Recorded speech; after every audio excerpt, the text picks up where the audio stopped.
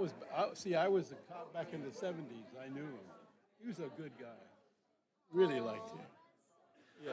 He'd tell you he'd do it, he'd do it.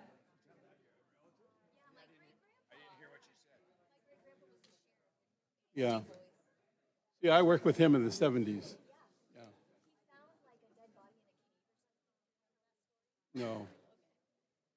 That was long before my time, I think. Yeah.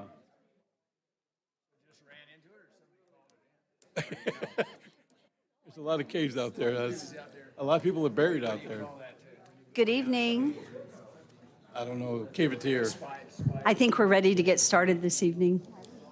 So welcome to the Nampa City Council meeting. Today is Monday, June 20th, and I think we're ready to get started. And we have a wonderful tradition here, and that is that we open in prayer. And I so appreciate Pastor Craig Hansen with Valley Springs Assembly of God and the fact that he's here as a regular fill-in for us. And I appreciate it. Thank you so much. Would you like to come forward and open us in prayer? And then we'll do the pledge.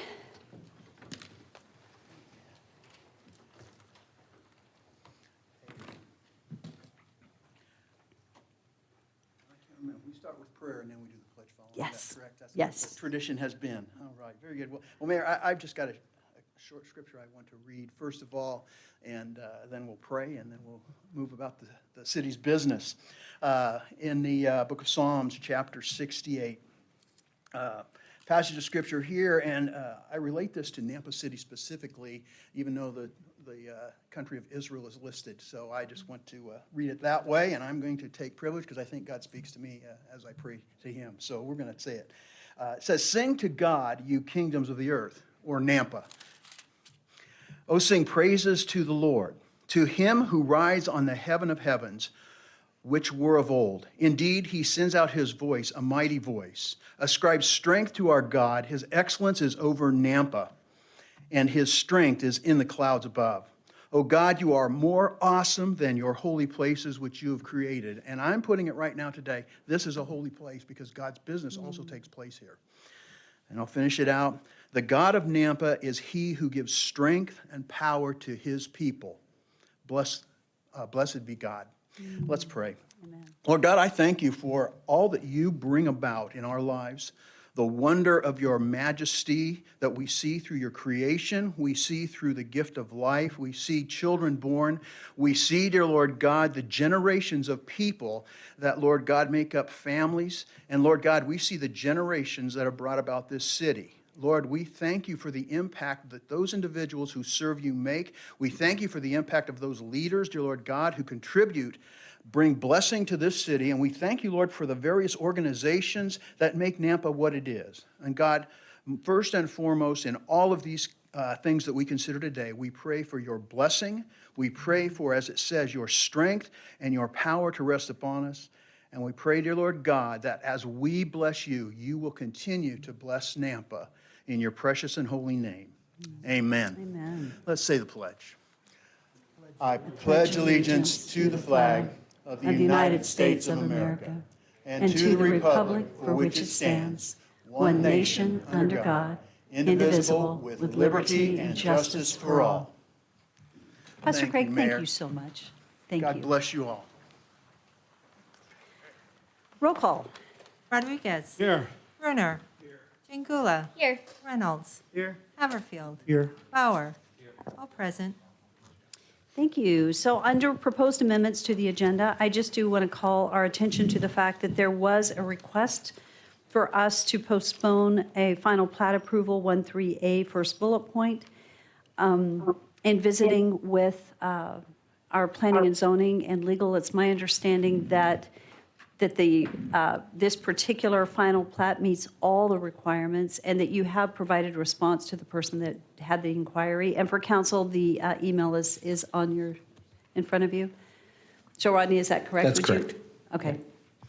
So unless, because the final plat does meet all the requirements and there would be no reason from the city to actually make any changes at this time, unless council requests, we will just include it in our consent agenda. So moved.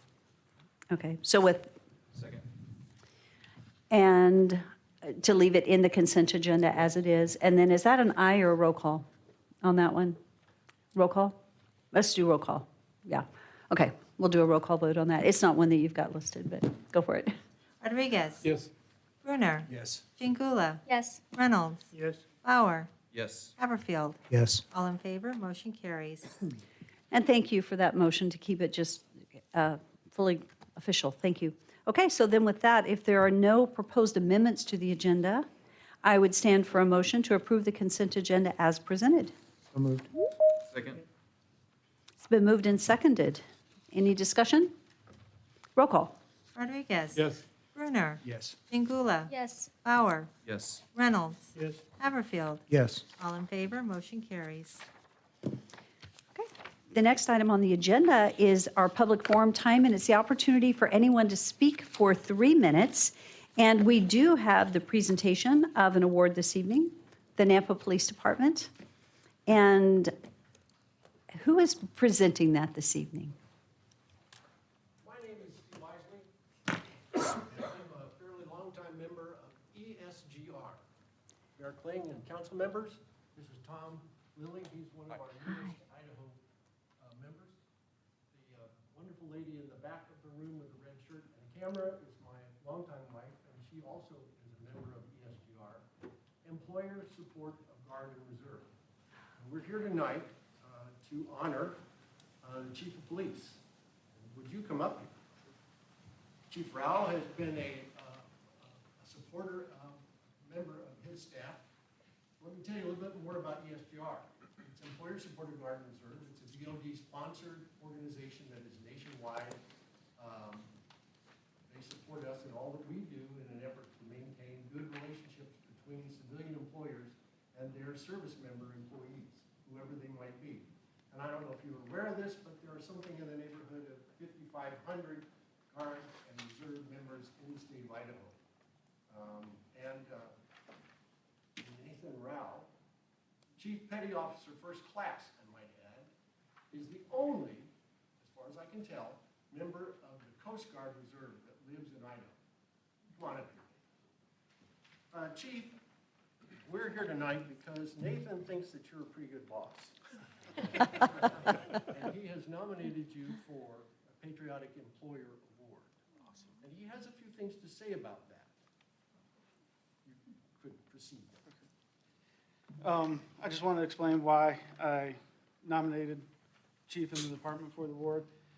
My background with Napa PD and why I nominated my employer for this award. I joined Napa Police in December 2018, coming from Hampton Police Department located in Virginia. During my time with Napa PD, I've had to attend schools for the Coast Guard on top of my normal reserve duties. In January of 2021, I was placed on orders 2 months early to help assist with Port Security Unit 313 prepare for an upcoming deployment. When I returned from deployment, I was able to spend time with my wife before going back to work with the department in April of this year. While deployed, Chief Huff approved for employees to donate time to help cover my family's dental and vision insurance while I was serving our country. The Napa Police Department treats their employees like family. Numerous times while I was deployed, my sergeants and other core workers reached out to check on me and see if there was anything they could do for my wife. This is truly one of a kind of place to work, and I believe it starts at the top with Chief Huff. So do I. Chief Huff, this is yours. You have this piece of hardware that you need to nail down, and I'm not sure where you're going to put it. His forehead.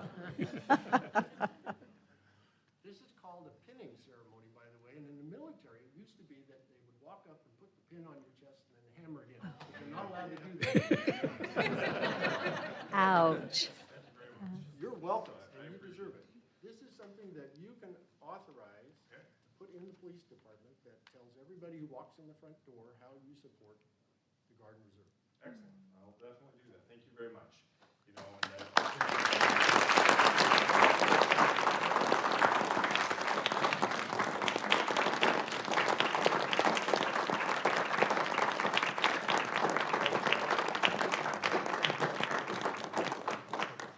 Thank you.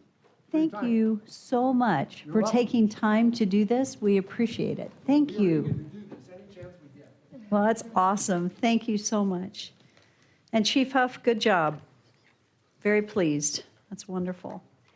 Is there anyone else that had signed up this evening to testify? Madam Mayor, we have Barbara Raver, who would like to speak on a non-agenda item. Good evening, Barbara. As you come up, go ahead and share your name again and your address. I'm Barbara Rare, and I live in Nampa, 1910 East Colorado Place. I've lived there since 1974, so I'm an old-time Nampaite. And I've actually made some printouts. I used to be a teacher. So, we have been having cat issues in our neighborhood. We can. We'll go ahead and pass them out for you, and then you can stand at the mic to speak, because if you're not at the mic, we won't be able to hear it for those online. Yeah, we've been having cat issues in our neighborhood, and everyone I've talked to agrees that there are cat issues in Nampa. And I don't know if you are aware of it or not, but not only does Nampa not have any cat laws or limitations, but they also, the animal people tell you to catch the cats, take them in, get them spayed or neutered, but then they have to be released into the same neighborhood. Now, that does not help my neighborhood. I have a very nice garden, or I had a very nice garden, that had bark between the raised beds, and now I have had to replace the bark with stepping stones because I have cleaned off the sole of this shoe, and you can see it has lots of little grooves in it. I have done that 4 times this spring because the cats are very neat and cover it up with the bark, and it's very stinky. They also pollute sandboxes, and they go in flower beds. So I would like to see some laws about cats. And on your printouts, I have listed some other nearby towns and their cat laws. We are the only one I found without any cat laws. And I think that we are now the size that we need to consider this. Most places, their average is you can have 4, a combined total of 4 cats and or dogs. My neighbor has 8 cats that are outside cats. And I have talked to my neighbor. So I would like to see, and I am willing to help with it if that's needed, a law that says you can have so many cats that are outside cats. And if you catch them and trap them and take them in to be spayed, it does no good except for population control to allow them back into the same neighborhood. Something needs to be done. They are a nuisance. Okay, so the 2 things I'm looking for is a restriction on the number of cats and someplace or something to do with those cats rather than release them into the exact same neighborhood they came from. Thank you for the opportunity to speak. Barbara, thank you for coming, and thank you for bringing suggested solutions. I love that. Okay. So we will absolutely take a look at it, and thank you so much. Thank you. There is no one else signed up, Madam Mayor. Is there anyone here this evening that had intended to speak on an agenda or non-agenda item? You have an opportunity during this 3-minute time frame. Okay, seeing none, we will move on to our next item on the agenda, which is proclamations. We do not have any agency commission reports. We have one that will be as part of a staff communication, which is next. And Tom, we're ready for staff communications.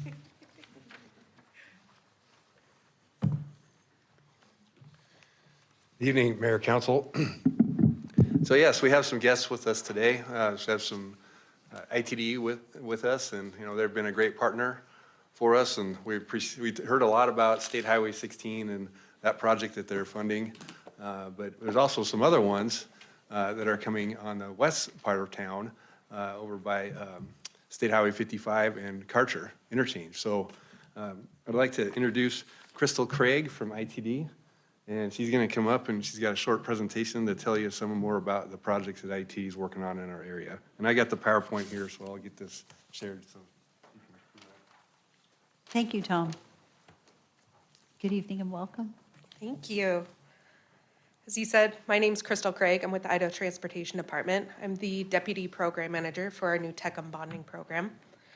Tom also told me that this is a shorter agenda, so I'll try and keep this short for you guys, but feel free to interrupt me if you have questions, all right?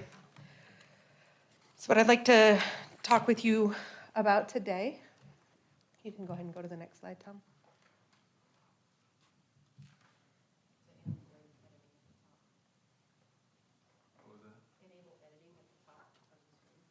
One moment.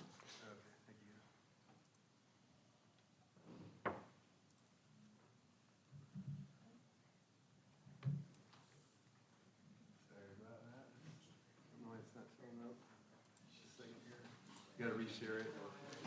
There we go.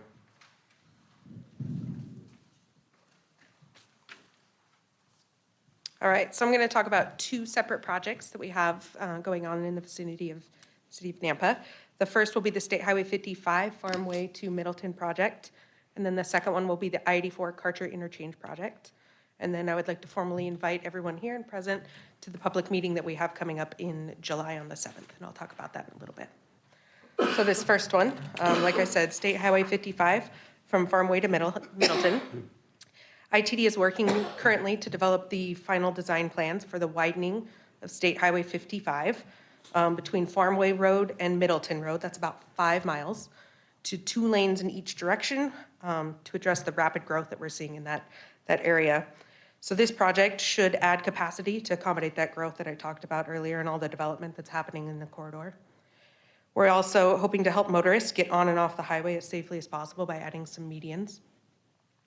And then we'd like to address the transportation needs of the area, including adding pedestrian and bicycle facilities that should help improve mobility. Next slide. So here's kind of a rough layout of what we've got going on. Like I said, it's about 5 miles of widening of Highway 55 between Farmway and Middleton. We're looking to install 4 12-foot wide lanes, so 2 in each direction, and dedicated left turn lanes at all of the major intersections. There will be R-cuts, so facilitated U-turn type movements at all of the half-mile areas that are within the median area, and that should be from 10 Mile East or 10th Avenue East, as well as adding a raised median and right-in, right-outs throughout the corridor.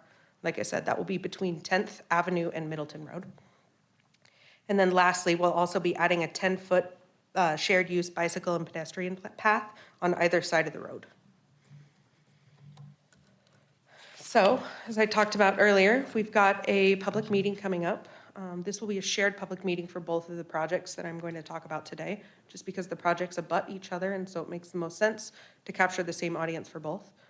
So this public meeting will be July 7th at the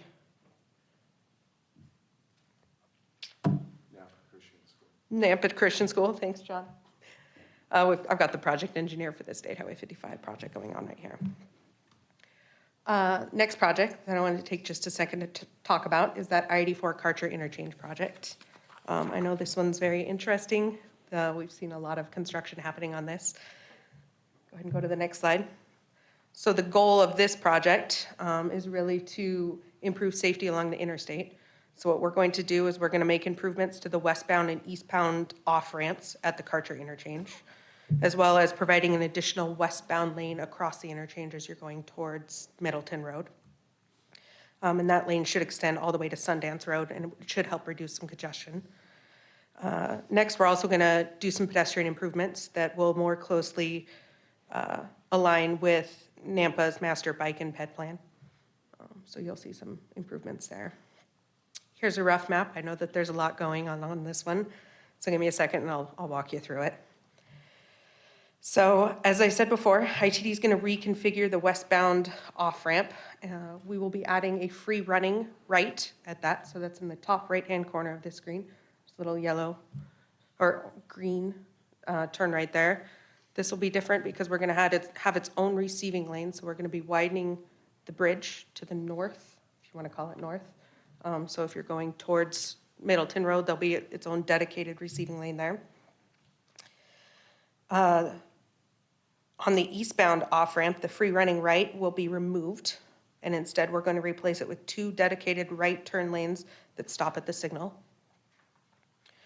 For the pedestrian improvements, that blue square right there, or the orange dot below the blue square, you'll see we're going to be adding a RRFB, a rectangular flashing beacon for pedestrians to help facilitate that movement across the eastbound off-ramp so that pedestrians can get across there a little bit safer.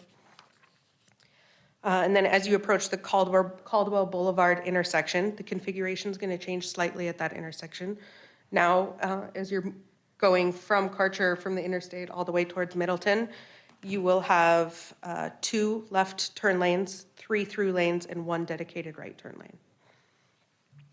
And then between Caldwell Boulevard and Middleton Road, the project will remove the bike lane, construct a 10-foot side path that will with a 3 to 5 foot buffer, and that will match into the project that I just talked about to the west, going from Farmway to Middleton Road. Okay, next slide. And then just one more reminder, we've got that public open house coming up July 7th. This will be for both projects. I have put fact sheets in front of you for both of those. I also have more if anyone in the audience would like more information. You can come see me afterwards. I'm happy to hand out fact sheets on that. And with that, I would love to invite any questions on these 2 projects that we have, talk about schedules. Mayor, Crystal, thank you so much. So Absolutely. council, just a quick question. I realize costs are going up like crazy daily. Do you have any projected costs for these 2 projects currently for what you want to do? I realize buying property and so on, that's going to change it too. Yeah, that's a great question. So we have put in some projected costs in our updated tip that's out for public comment right now. Karcher Road, or the Karcher Interchange project, we only have about 8 parcels to purchase. And that's mostly from like Middleton to the boulevard on the north side where we're going to be putting in that side path. So really they're sliver takes, they're commercial properties, but I think the cost there will be in line with what we had originally talked about. We have opted, the road surface condition, especially at the Karcher Interchange, is substandard right now. So we're also going to be doing a mill and inlay to help preserve some of the pavement, even though the main purpose of this project is capacity and to relieve congestion. But I don't have the numbers off the top of my head. Sure. As you go further west, we have to acquire more and more right-of-ways, so it is a little bit more spendy. Thanks. Mayor Kling. yes. So the July 7th meeting, is there a timeline or a time for that yet? Yes, it's from 5 to 7 p.m. at the Nampa Christian Church. There'll also be a virtual component that people can log on before and after. 5 to 7 at Napa Christian High School? Yes. Sorry, Nampa Christian High School. So we will send out an appointment to council so that you have that. We'll forward it out to you. Yeah. Are there any other questions for Crystal? Crystal, thank you so much. And for you guys in your project management and ITD, we really appreciate the work that you do and our working relationship with ITD and your team with Caleb, and Julie represents us well, and the entire team. Thank you for your work. Absolutely. A lot of work to be done, a lot of competing requests for projects, and we really do appreciate the work that you do and our relationship with ITD. So thank you, and thank you for coming tonight. Absolutely. Thank you.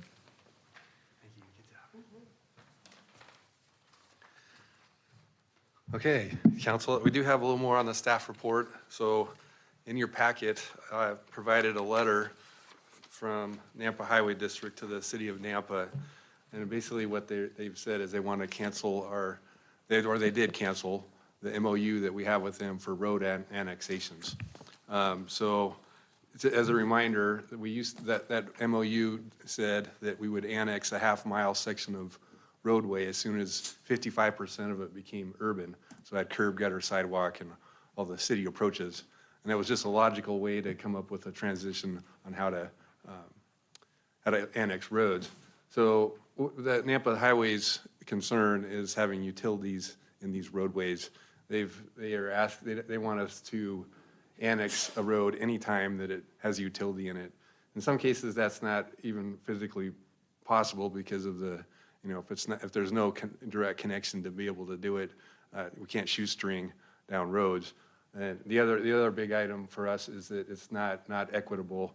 What they had suggested that we do financially was to give us the lane mileage on our road report. So every year, all of us local agencies give a road report to ITD that says how many lane miles that we have, and that's part of how some funds are distributed.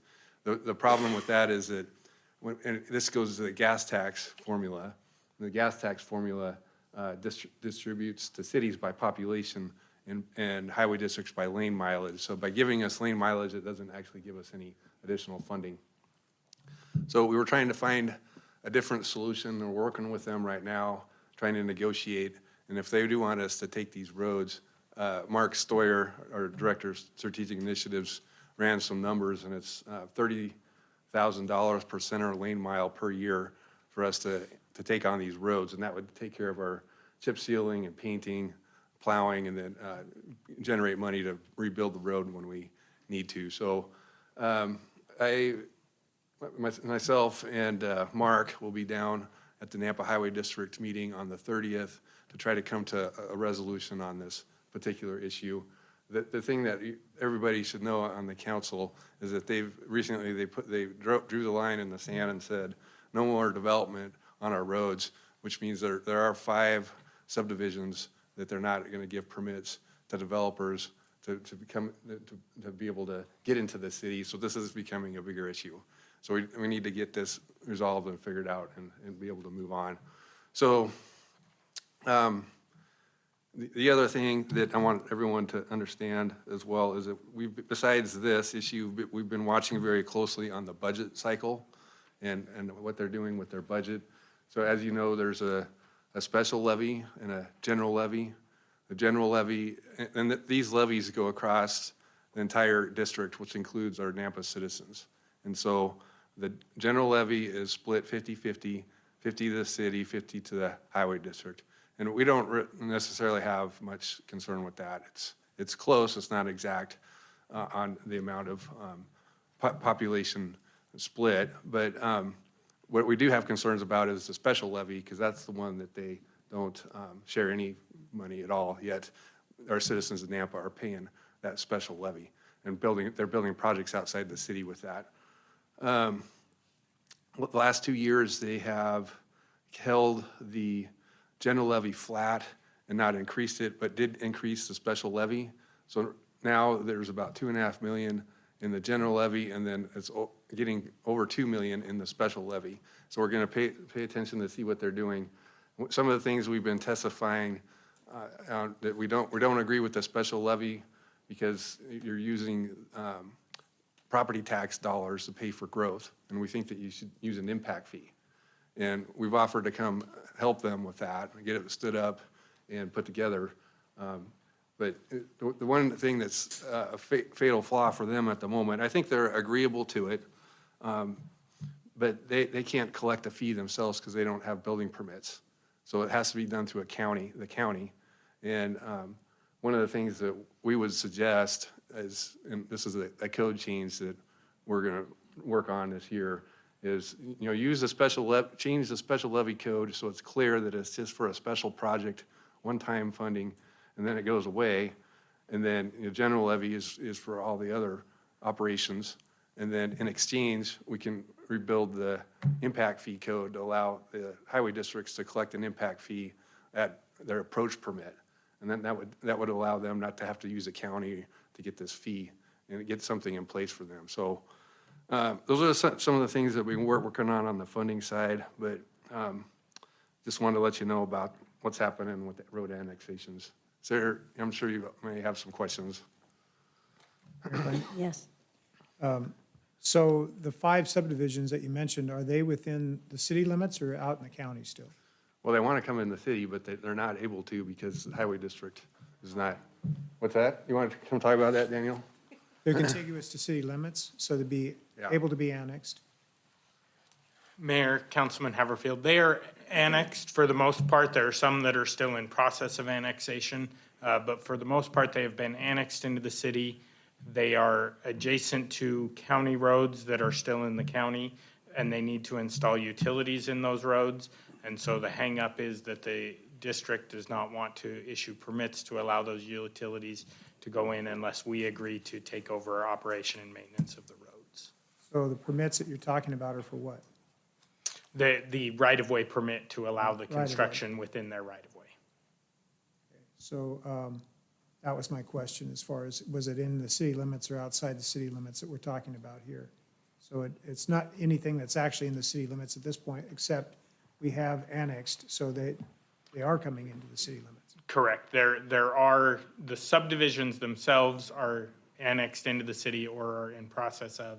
It's the roadways, the adjacent roadways have not met that trigger from the previous agreement for us to annex yet. Yeah, Mayor, So- go ahead. Yes, so just quick question for Daniel or Tom. How many miles are represented within, are any of these subdivisions that are needing the access for their utilities, are any of them contiguous to where it's a 1 mile, or are these 5 miles? What does that represent as far as annexing the roads go? Mayor, I don't, on those specific subdivisions, I don't know the lane mileage. We can get that together. My guess is we would probably be looking around 4 or 5 lane or center line miles that we would need to annex in order to accommodate those subdivisions. And our chip seal, is that in the 7-year asset management plan? So I guess what I'm thinking is, because the cost to maintain those, really, it's at $30,000 a mile annually, but it's really based on when we go into chip seal. And so, not knowing which roads, it would be interesting at your upcoming staff report to actually tell us what that looks like in lane miles and what the overall cost of the city would be.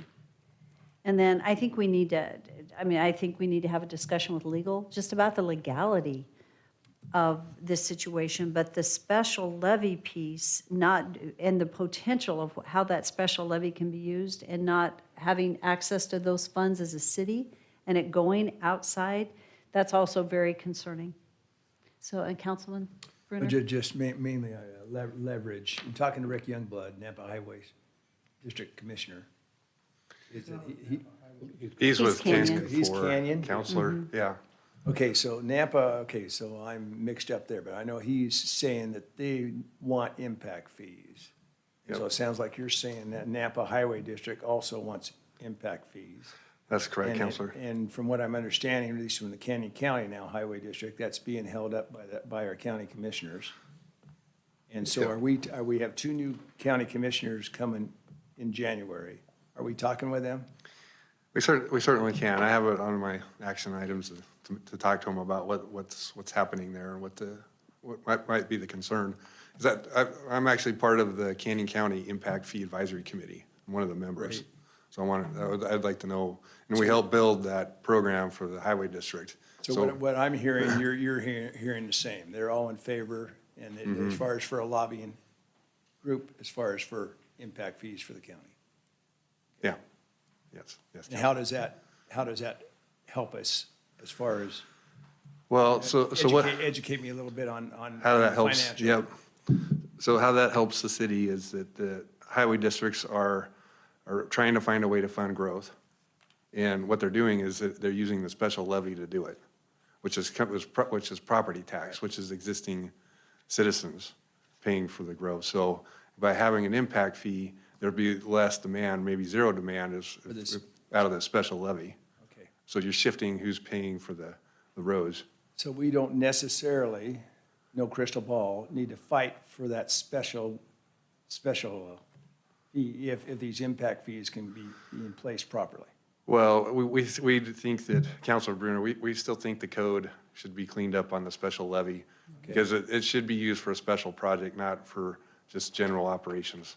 And we believe that's how it was originally intended, although it's not, the way it's worded, it's not very specific about that. And that's where the code change would come in. Mayor, so the difference between a special levy and a general obligation bond is what? I'm trying to understand the question, Councilor Well, a Haverfield. general obligation bond is a vote of the people. Oh, to yes. Fund a specific project like Amity Overpass. Correct, yeah. So isn't a special levy something similar to that, or is it? just- Requires So no special levy just, Requires no vote. there's The no vote of special the levy people. can be increased by the highway district with no vote. It is still limited to the 3% cap that any tax is limited to. But the difference is, and it really goes back to, I think the statute is like from the 30s. Has Yeah. it been updated since then? Not, I can tell, Mayor. Yeah. Okay, so what we've got is a very old statute, and the intent of the language is, it goes back to what was the intent. And so how it's being applied, it would be my limited opinion that it's not being applied as it was originally intended, which was special projects get in, get out.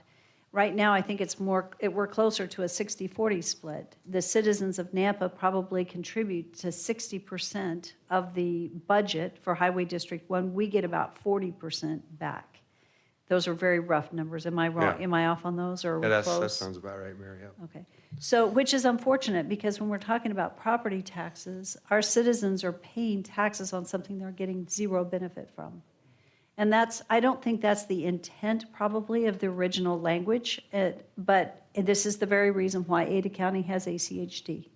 They had to deal with it, and we're to the point now with the growth we have for the city of Nampa that we're going to have to address it. I've encouraged Tom actually to go ahead and work on drafting the language for a new ordinance and finding someone to carry that. It'll come back to city council for your blessing before we do it, but we're going to get started on the work because I think we have to do something because it doesn't work for our citizens when they say transportation is the #1 priority and they're paying tax dollars for something that they don't get.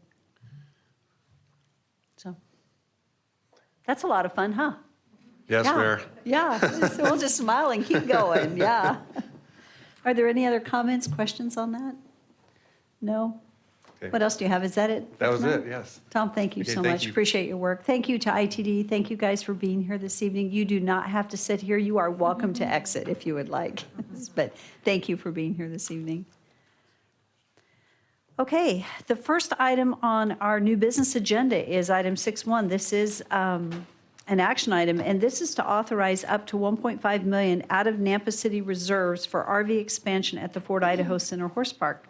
As we get started, I'd like to just say that I think we all remember when we had a wonderful presentation from the Horse Park Foundation regarding their request for RV spaces out at the Fort Idaho Center Horse Park. And so this is a follow-up. Curtis shared with me that there was some discouragement. We hadn't acted upon it. And so I said I would put it on the agenda this evening, and that this is not a request that will come as part of our budget and any capital investment as part of our budget. In order to do this project, it would be coming out of reserves. And so that's why you're seeing it now, because it's not going to be part of our budget unless you ask us to do that. And it would be considered out of 22 versus 23. So just things to think about as we get started. So you guys each have a document in front of you that has some good information. I appreciate the summary points, but Curtis Homer has a couple of comments, and we're going to allow Curtis to speak for a minute. And then after that, we'll hear from Doug Racine.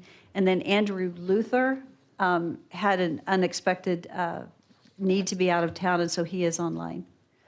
So Curtis, you're on. The reason I'm limping, in case you notice that, if I fall, 2 of these guys are going to pick me up and haul me out. Every year before the rodeo, my knees go out. So It's I only have because to you're walk about 10 miles. gardening so much. I know it. Well, first of all, thank you, Mayor Kling and the city council members for allowing us a few minutes to talk. I did write it down so I don't just ramble. But this project at the Fort Idaho Center had been ongoing since 1996. Our first rodeo, I think, there was in 1997. So a matter of 25 years, we've been working towards capital improvements over that. 2002 was, I think, the beginning of the horse shows. And if you'll remember, during COVID, we had like 23 to 26 horse shows that year. Everything else was shut down, so that helped kind of get the Idaho Center through that year. We talked before about it, and I won't bore you with that again, but the two partners, the Snake River Stampede and the Idaho Horse Park Foundation, which I'm on both boards, so tonight I wore my red shirt instead of the blue shirt. And altogether, they make a difference in local community impact, estimated economic impact of $35 to $40 million every year. The horse park has been estimated 30, and the rodeo is about 10 to 12. So we feel it's time to take the next important step for the development of the Idaho Center growth. Without these growths, I did put that information. We had some board members that got that paper ready for you.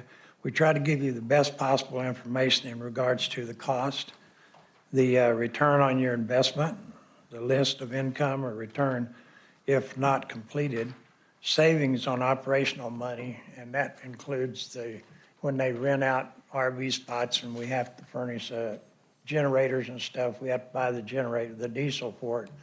And just that is amazing how much it costs us. I think $1,100 a night just to do that. So that should be in your numbers. The foundation, when we met with you before, since that time, the foundation has invested about between $40,000 and $50,000 to do the initial groundwork of the water study, the ground study, and all that back there where we're talking about. So that's been done already. And if you decide that you can go ahead and invest this, and that's what we're asking this council for, is we've been investing as partners for 25 years. And we're just wanting the city to meet us there and help us get this RV project started. And the Snake River Stampede Board did vote last Tuesday night that we will give you $100,000 to go into this project. And it'd be $50,000 now and $50,000 after our October budget kicks in of this year. And this would go towards the project to help with any costs. You know, it never is what it seems to be. Sometimes there's extra costs, and we realize that. If you didn't need the $100,000 for that cost, then it still would be available to the Idaho Center to fund other things in that RV area, stalls or whatever. And we have bought stalls the last 2 or 3 years, but we wanted to just step up and say, okay, here's $100,000. If you pass this tonight, it'll go towards that. This has been a great partnership with the city of Nampa and our boards. And you look around out, I remember when all that was just a vacant field out there, you know, there was nothing there but a barbed wire fence and a few crops. And in some of our distinguished directors here have worked hard for that. For Steve, for instance, 42 years on this board. He's also on the Napa Development Center that helped build all of that. So we're just asking that you consider that and help us get started on the next stage. If we don't, we stand to lose several big horse shows that would bring a lot of money in here. They've already said, there's some that we have the names of that said they will come here if we can get the RV spots. Because the people that use the horse shows, and all of you have been out there, the ones that come to the horse shows, they have expensive horses, they have expensive trailers, they need to be close to where those horses are. And with anything on the news today, is RV parks around town, it's even close out there, wouldn't have room for them because they're filling up with people who are moving out of their houses and living in their RVs. So that's all we're asking for tonight. I know at $1.5 million was always a need for it somewhere. And being with the city for the last 35 years in one form or another, either council or is it on the police department, I realize your funds are limited. And I know there's always a space to give that, but I think it's an excellent investment for City of Nampa, and it would be for us. And I think with the money, this is one of those things that pays you back as we go. And so I just feel like it's a good investment for the city. That's my personal opinion, but if you have any questions, I'll be happy to, if I can wait and you can ask me. Thank you, Curtis. Mayor, Yes. I do, just a couple, Chief, if I may. Is there any certain formula that IHPF has as far as And any type of revenue that they have, do they, for instance, do they have a certain percentage on an annual basis that goes to capital projects? Is there a formula, or just when they see a need, they throw some money into it? Well, they've slowly over the years, you know, I know there's 6 million, I'm Yeah. saying that, I just like to have at least a minimum. right. Well, and they set try to aside. meet it, you know, when we met here before, and to go ahead and spend that 40 to 50,000 to develop, do the groundwork on, would that even work? It looks like it'd be about 80, 85 lots available. So from you're not aware, though I realize they're not here, you're not aware of a set formula or a No, percentage I that they set couldn't aside tell you for that. reserve fund for a capital project? Right, I couldn't tell you that. I Okay. know that right now we're raising money. We still have money from the foundation. Every horse show, we're selling raffle tickets. In October, we have the Equus and Overture, and we're having big raffles then. And that's where we do have some horse people that are coming in there. And one couple has said they will donate $10,000 right off if we get it started. They want to be a part of it. They're really needing it. Just, then I'll be quiet, Mayor. Second question is, you're asking for 1.5 million tonight, is my Yes, sir. understanding. Yes, sir. Is that something that could be somewhat negotiated, where that would be over a 2-year period of time? Well, you know, with the. I mean, I realize you would take that if that was the case. But Right, that's what we're asking for, just because of the cost of everything is going up. I mean, the unknown, no one has a crystal ball. Right. And COVID and everything else has even taught us, even to say, hey, we don't know. Right, we don't know what it'll cost us But next year. rather than just throwing a lump sum out there, I realize what Doug will probably say, but to me, I would like to stretch that over more than just a one-time. Well, anything to get us started, yeah, anything to get us started, but I said if we could do part of them this year, part of them next year, you know, that's not a big deal, but it needs to all be done so that we can go ahead and get it done before it gets too expensive that we couldn't afford it. Thanks. Mayor Blaine? So, yes, and then Sherry I think she has the answer to your question regarding. I'm sorry. If you Sherry, want, I didn't- go ahead and come, You know what, Dr. Tiller's hat was blocking me. Sherry, why don't you need to be at the mic. Go ahead and, Sherry, you need to come to the mic, thank you. I have a really big voice.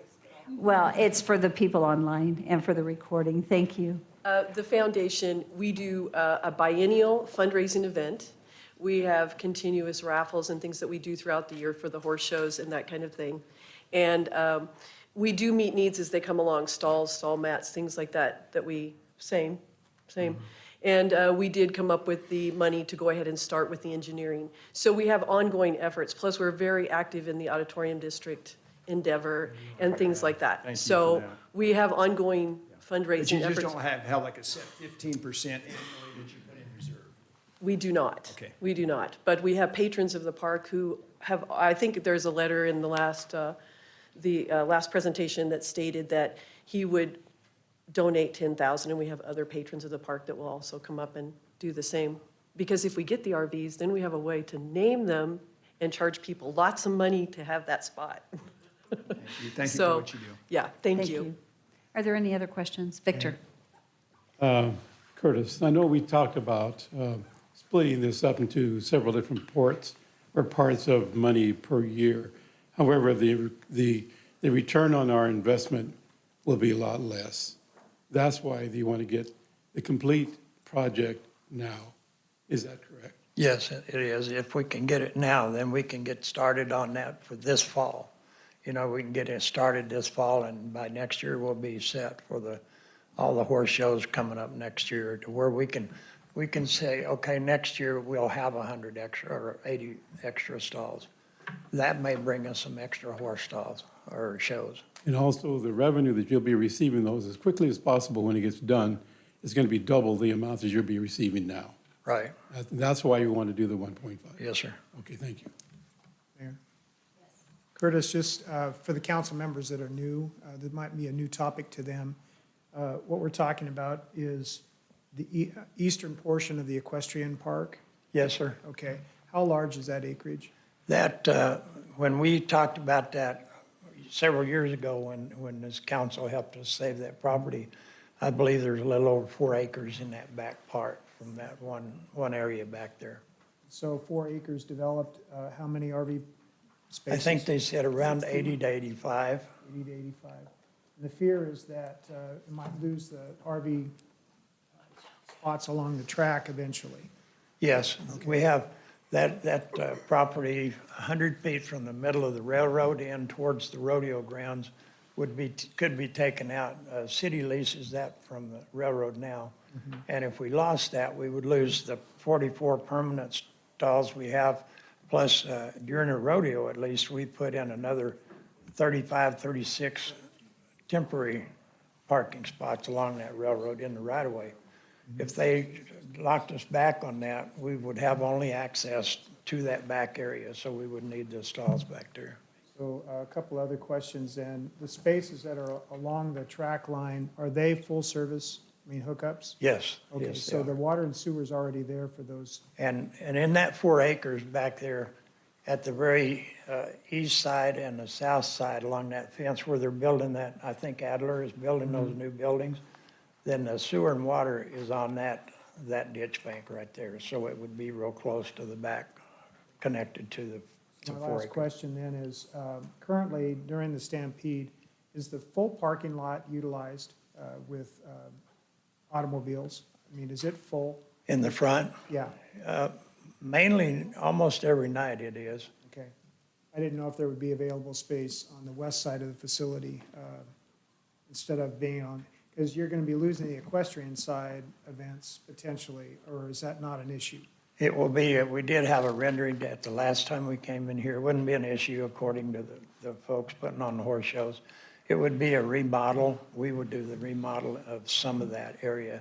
Right now, we use some of that where the equestrian park is for dry stalls or dry parking right now during the rodeo at least and otherwise. So we do utilize that. Sherry, were you wanting to say the total acreage at the back for the RV was? It's 16.2 acres.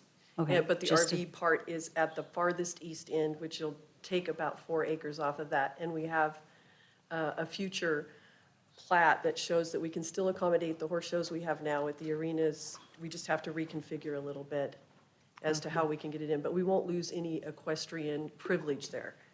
Okay, So it'll just enhance it. great, thank you. Yeah, thank you. Thank you.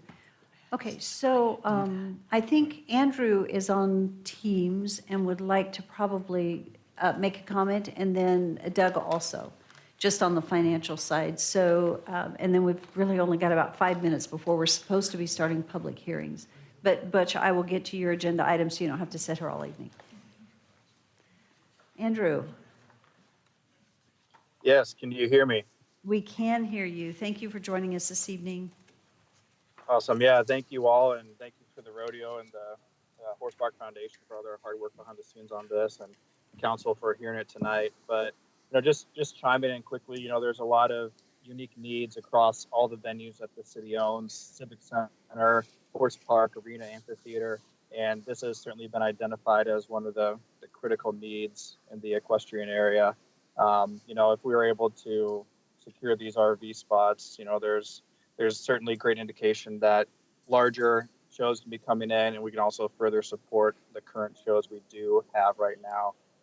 Just for some context, we have about 30 days worth of shows with a single client that we have approximately a third of the available RV parking for them.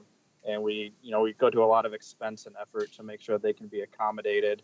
And instead of going to that extra expense, we could in fact generate revenue off of those RVs instead of putting up the generators and, pumping everything. But, I think the kind of wrapping up my end, the Horse Park Foundation and Rodeo put together a great packet at the special council meeting a couple months ago. That's full of just wonderful information about the economic benefits and, the costs and how it does affect our shows. And, I believe this would be addressing a critical need in the horse park. Thank you, Andrew. Appreciate you joining us. Council, do you have any questions for Andrew at this time? Yes, Councilman Haverfield? Andrew, this is Randy. Just a quick question for you. If the RV spots are added, is that an added revenue that the Idaho Center, your operations would be able to count on in the years to come as far as for added parking and RV spots for other venues besides horse-related venues? Yes, that's correct. So obviously there would be the equine-related benefits, but we in fact rent out RV parking for concerts, state basketball tournaments, you name it. We rent out quite a bit of RV parking, and then overnight stays also. People traveling through with their horses who need to lay over as they're between destinations. So yeah, it will create revenue outside of the equestrian season. Great, thank you. And then, Andrew, just quickly, it's my understanding that you collect the bed tax on those RV stalls, is that correct? Or could you if you are not? I would need to check into it, to be honest with you, Mayor. From my interpretation, I don't believe you are, as it's a different classification, but we could certainly reconfirm that. Okay, thank you. Are there any other questions for Andrew? Okay, Doug. Thank you, Mayor, Council, and Horse Park equestrians.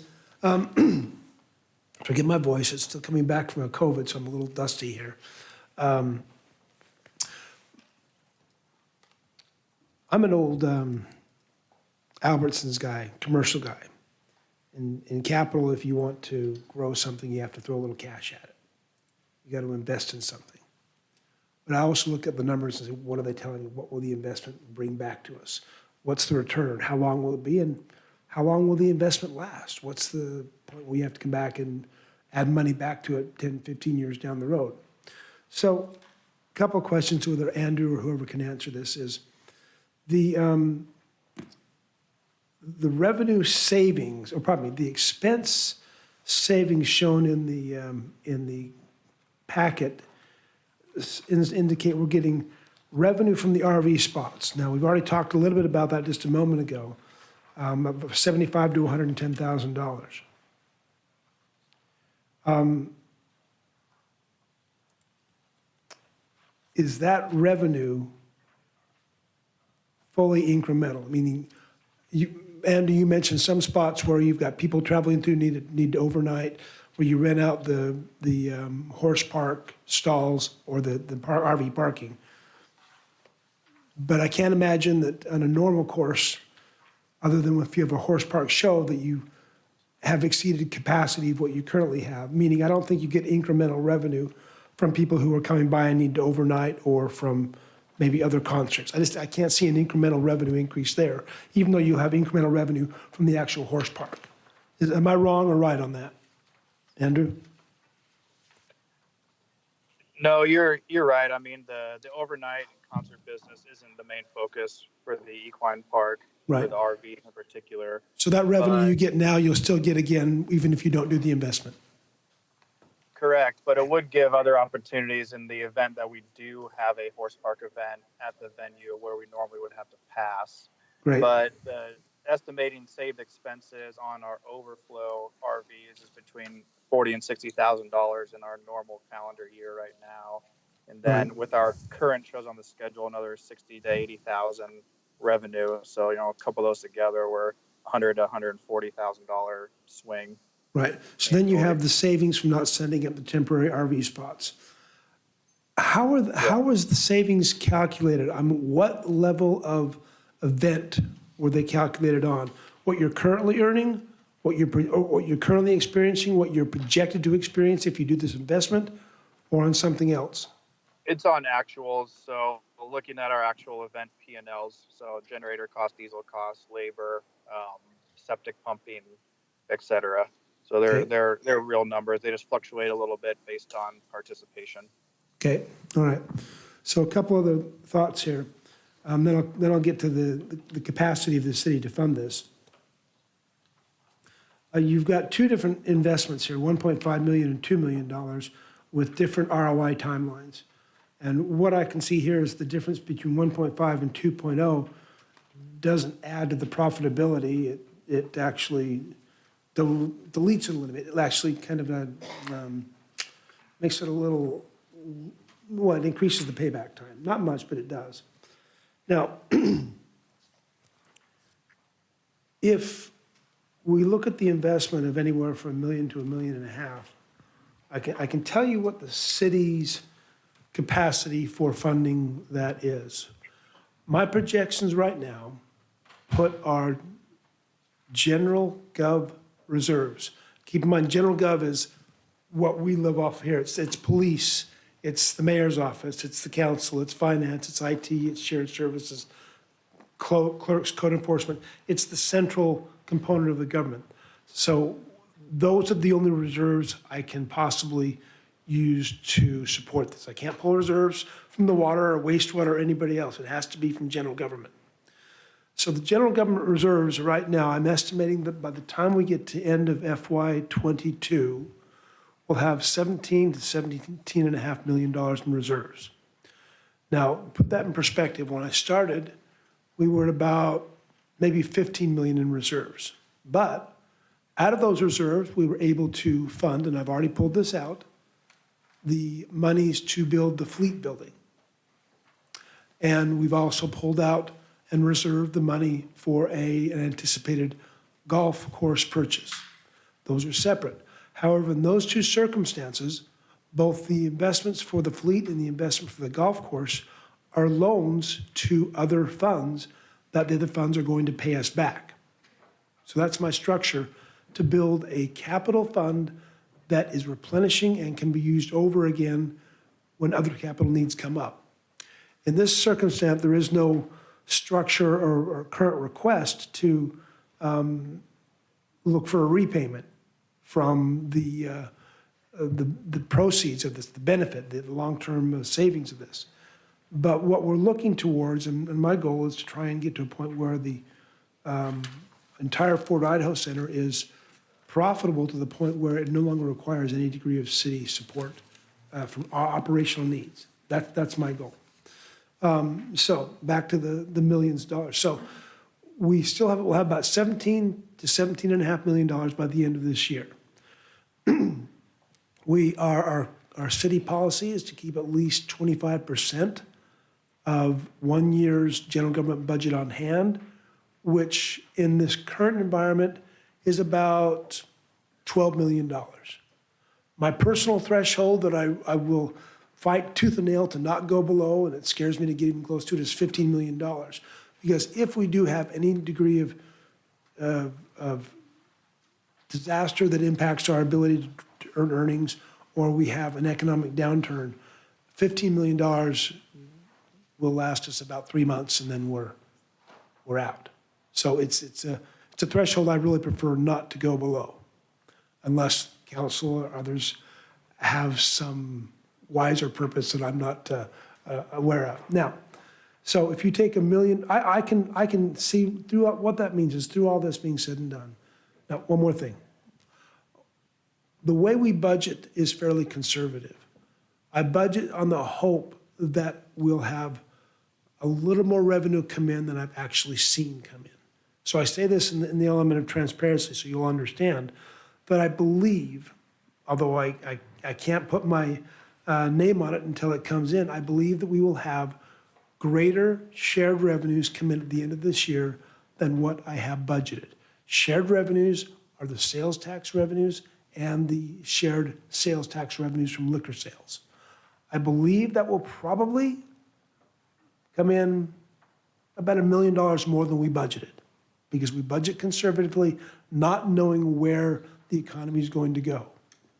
But I believe also that our shared services revenues are close to, the current actuals coming in are close to their ceiling.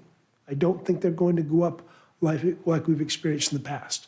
So just for clarity, $6 million, $6.7 million when I first started here as shared revenues. Now we're at 10.811, so you can go up. So do we have the cash to support $1 million, $1.5 million? Yes. My preference would be to stay closer to the $1 million, because if we take 17 and I take $1 million out, I'm down to $16 million. That puts me close to my $15 million don't go below line, and that I don't like to get close to that. I'm a conservative person. My goal is to safeguard the benefits and the assets of the city. So we do have the funds if you choose to use them, but I would advocate staying away from any lower than $16 million. My thoughts. Doug, thank you. So are there questions from council at this time? As we have this document in front of us. We've heard from Andrew, Curtis, Doug. Yes, Councilman Haverfield, Councilman Bauer also. green button on. So Doug, back to the golf course, to the fleet services building, dollars that were appropriated for those, that is not in what you just talked about. We've got it covered elsewhere. I've already pulled those out, and that's net of the 17 to $17.5 million. Okay. Because that's, again, I mean, there's a lot of different places $1 million can go. Yeah. And obviously, everybody's got their hand out. So we have to be careful with what we obligate ourselves to. And since we've already obligated ourselves to those two items especially, I wanted to make sure and have clarity on that. Right, exactly. Councilman Bauer? Is it time to make comments? So, I just want to make a comment. My wife's family, they're horse people. My wife's grandpa was a famous horse trainer. He trained Secretariat's son, and California Chrome came from his bloodline. And just being in the private sector, living in Nampa, owning a couple businesses, seeing the people come through. These people come to these horse parks, they have serious money. I mean, serious money. I know one guy came last year, he bought a couple trucks at Ford Corwin. So I just wanted to make that clear that there's some huge financial benefits, not only to the, not looking at the city, but looking at the businesses that are here. When these type of people come in, it's really beneficial to our local economy. Because these people are at a different level when it comes to what these type of people coming in, they will spend money in our local economy. So just wanted to make that very clear, that this will be a really good thing for our private sector. Councilman Bauer, thank you for that comment, if I might say. So there are two things. We look at return on investment. You look at lost revenue risk of the shows that we're going to lose. But I think the economic development piece is something that we really need to not lose sight of, because while that isn't a direct return to the city, it's a massive return to our community because of the people that are coming in, how long they're staying, and the discretionary income that they bring with them. And it has been a huge benefit to the automotive dealerships. And they've commented on that. The sales that take place from the people traveling in. And then, of course, you've got restaurants and all other services. So thank you for that comment. Mayor Kling? Yes. Well, I'm just going to put it out, right out in the sink here. Were you going to make a comment? One more question. Oh, go ahead. If I Go may, ahead, Mayor. yes. Go ahead. So what is the timeline that you're projecting for the payback on the golf courses and et cetera? The golf course, I believe they're probably under 10 years, maybe 8 to 10 years. They're doing very well. The fleet building will be a minimum of 20 years. So the fleet will pay us back about $300,000 a year, and the golf course, might be $500,000 a year. So the goal is to put that back into the capital I'm fund. just curious what the timeline was for that payback. Thanks. Go ahead. Thank you. Sorry. Okay, thank you. So I'm just going to put it out here. Sometimes we, as a community, have to pay a quarter to make a dollar.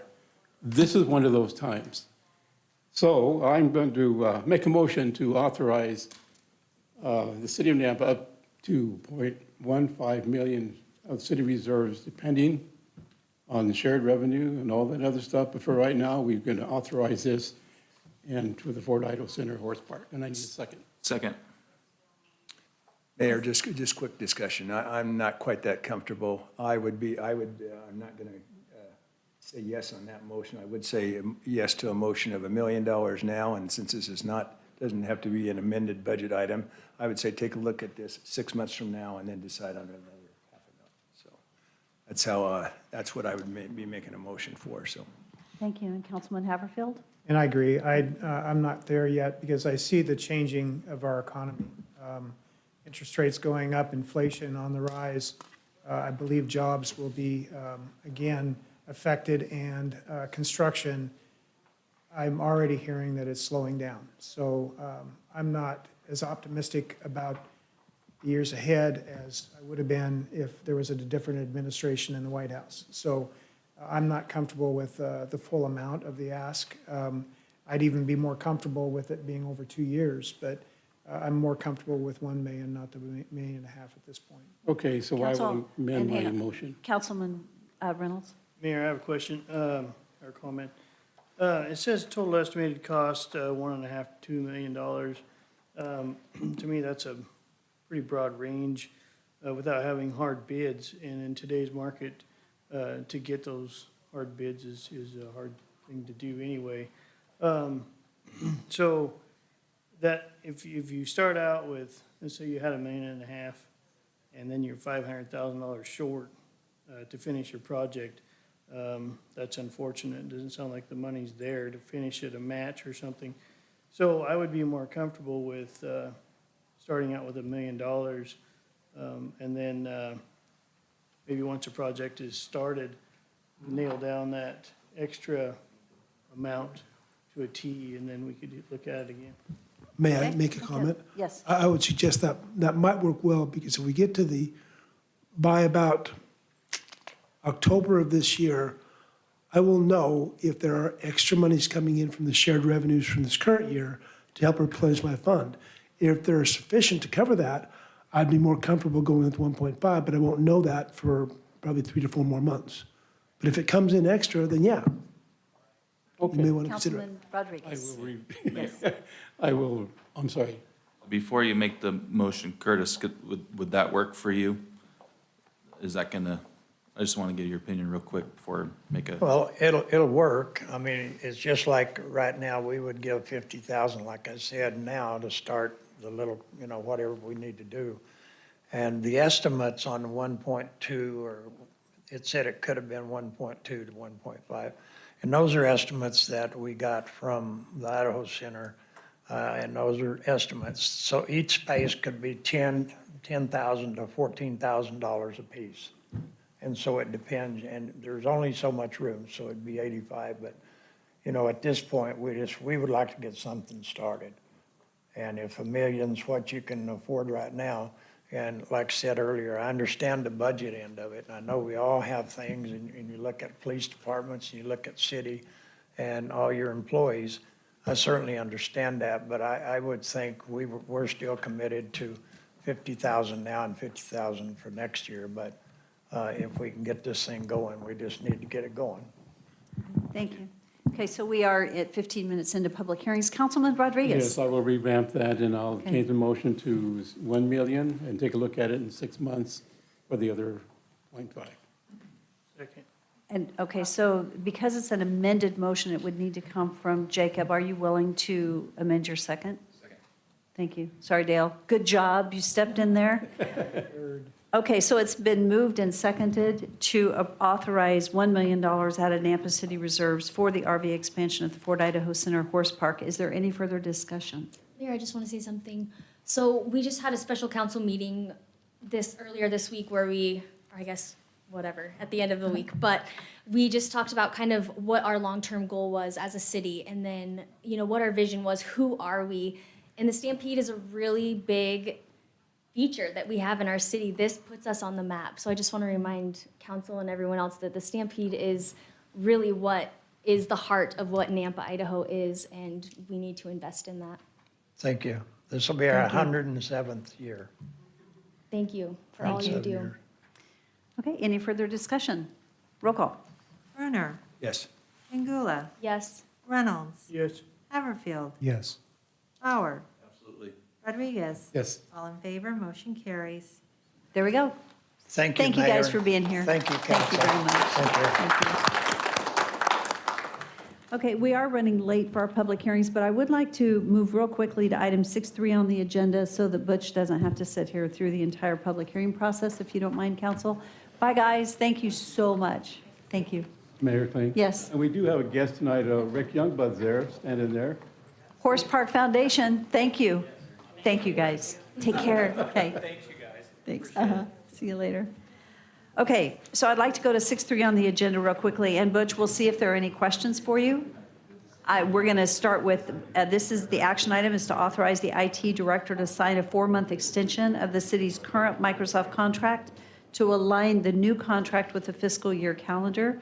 It is approved in the FY22 budget, and there are budget savings this year. So moved. Second. Is there any discussion? Seeing none, roll call. Rodriguez. Yes? Angula, Yes. Reynolds, Yes. Haverfield, Yes. Bauer, Yes. Brunner. Yes. All in favor, motion carries. Thank you, Butch, Mayor and Council. Thank you so much for Appreciate your it. work on that. We bet. appreciate it. Thank you. Very welcome. Thank you. Thank you. Okay, is there anyone else sitting here that has a quick action item? I'm not seeing that there is, so we will move right now to our public hearings. And our first public hearing this evening is item 7.1 on the agenda. This is to authorize the allocation of $34,000 in CDBG CV CARES Act funding to Jesse Tree to run a rent and utility assistance program in Nampa. And just so that council knows, Matt is not coming up here just because he wants to be here every night. It is a requirement of HUD to do a public hearing. And so, Matt, I'm not sure if we do have anyone signed up, do we? Well, I could not get confirmation via email that she was going to connect electronically, but I'm hoping she's in the crowd tonight. We did have one person express interest in providing Okay. comment today, but as of yet, I haven't heard back, so. Thank you. And I'll have Rodney and Christy look at Teams just to see if there's anyone online for later. But Matt, go ahead and share with us. Okay, Mayor Kling, Council, it is a pleasure to be in front of you again. But we do have certain protocols we have to follow, one of which in our current citizen participation plan requires that I come before you for a new activity. We'll look at changing that down the road. But as you'll recall, back in 2020, we allocated the full amount of the $830,879 in CARES Act funding. We allocated specifically $175,700 to support homelessness prevention activities. Advocates Against Family Violence had received $141,700, and they're currently working through their program now. We had an application in this current year's application round from Jesse Tree to provide the same assistance. We had $34,000 remaining in our current allocation of CARES Act funding, and I wanted to give them a little bit of money as sort of a test to see how well they do. If they do well, at the end of Advocate's contract, we can look at maybe ending that agreement and moving the money over. We need to make sure we get the funding expended by July of next year. So in this particular pool of funding. So today I'm just asking to allocate the $34,000 to Jesse Tree to provide rent and utility assistance. Based on my conversation, their application, this will all go to direct benefits, so it'll all go to actual rent assistance. And then, like I say, if it goes well, we can look at providing some additional funding if they're spending it well. So I'll take any questions if you have any. Councilor, are there any questions? Yes, Just a Councilman quick one. Haverford. HUD requires a public hearing no matter what the amount? Well, no, HUD requires a minimum of 2 public hearings. It's but what our current citizen participation plan requires is anything, if we fund a new activity, then we have to have a public hearing and do a minor amendment in our action plan. So we have 3 copies of other citizen participation plans that we're looking at, trying to find a way to streamline our process a little more. So these smaller amounts, we can look at just having a regular action item where it wouldn't require a public hearing moving forward. One thing that's been different this year, and tell me if I'm wrong on this, Matt. This year, we've got a change in allocation both in CARES funds, and then you've got the CDBG normal fund. So we're managing 2 different funds. Yeah. Both under the HUD guidelines. And so I'm like, why do we have so many meetings? But it's because we're actually dealing with the CARES Act funding that was allocated to a CDBG through CDBG Right. that we're managing in addition to our normal CDBG. So normally we'd have about Function, yeah. 800,000, and right now we're managing about 1.6 million, so. Just, the only reason I make the comment is this is my 9th year on council, and this is so out of the norm of what we've dealt with over the last 8 years. Yes, it's out of the norm for me as well. I'm not normally here this often. But what we wanted to make sure we get, I wanted to have another opportunity to have another provider for rent and utility assistance, because in order to make sure we get all the money out into the community, I want to make sure we can try another provider on, make sure they're doing it correctly and expending the funding quickly, and then we will look at reallocating some funds over to them so we can get it expended by the next July deadline. I'm actually looking forward to fully completing the CARES Act, and we can get back to running just one grant, which is a little more what we're normally used to. So. And one thing that I think has come to my awareness just a little bit in different discussions regarding grants is that from an audit perspective, when we're audited, if we aren't fully compliant and they find there's a finding in a federal fund, they could actually withhold all federal funds from the city. And so I think, Matt, you're trying to ensure that there's full compliance, that there's no opportunity for a finding in an audit that we didn't adhere to every piece of it because of the potential impact it could have in other grants. Correct. And right now, it's our own citizen participation plan that we're following. Typically, those are updated every 5 years with the consolidated planning process. It also requires a 30-day public comment period.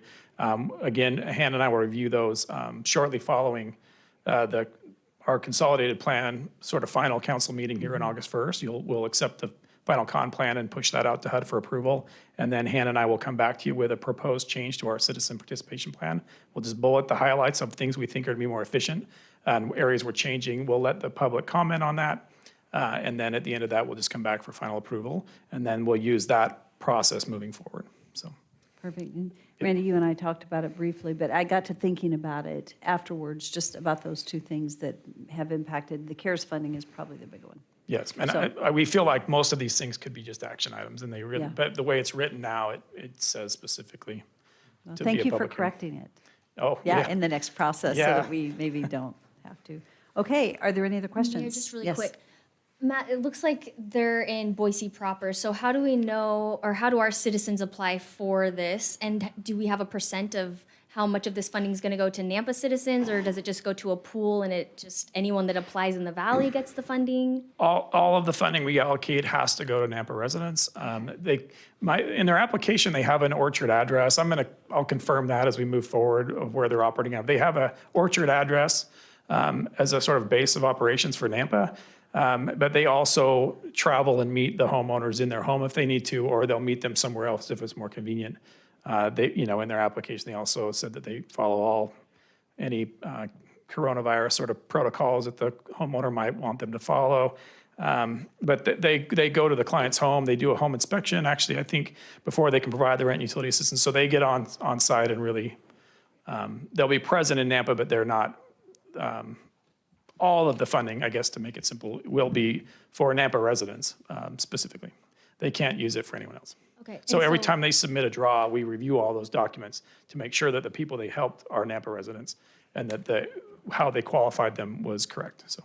Okay. And then, so for anyone that's listening that may want to apply for this, what's the process? How do they apply for these funds? Right now, they should contact Advocates Against Family Violence. We've determined basically anyone that's at risk of losing their current housing is COVID affected because they're going to go from stable housing to something unstable, joint occupancy in homes, homeless shelter, or something where they're in a environment where they have more people living there. So technically, everyone's could be COVID affected.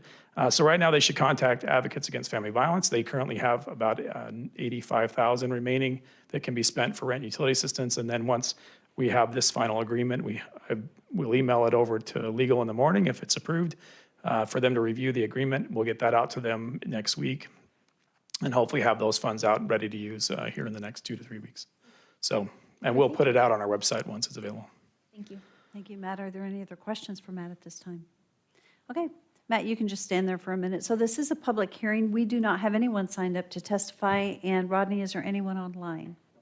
Okay, so, and is there anyone in the audience that did not get signed up that had intended to testify tonight on this public hearing? Okay, seeing no one, I will stand for a motion to close public hearing. So moved. Second.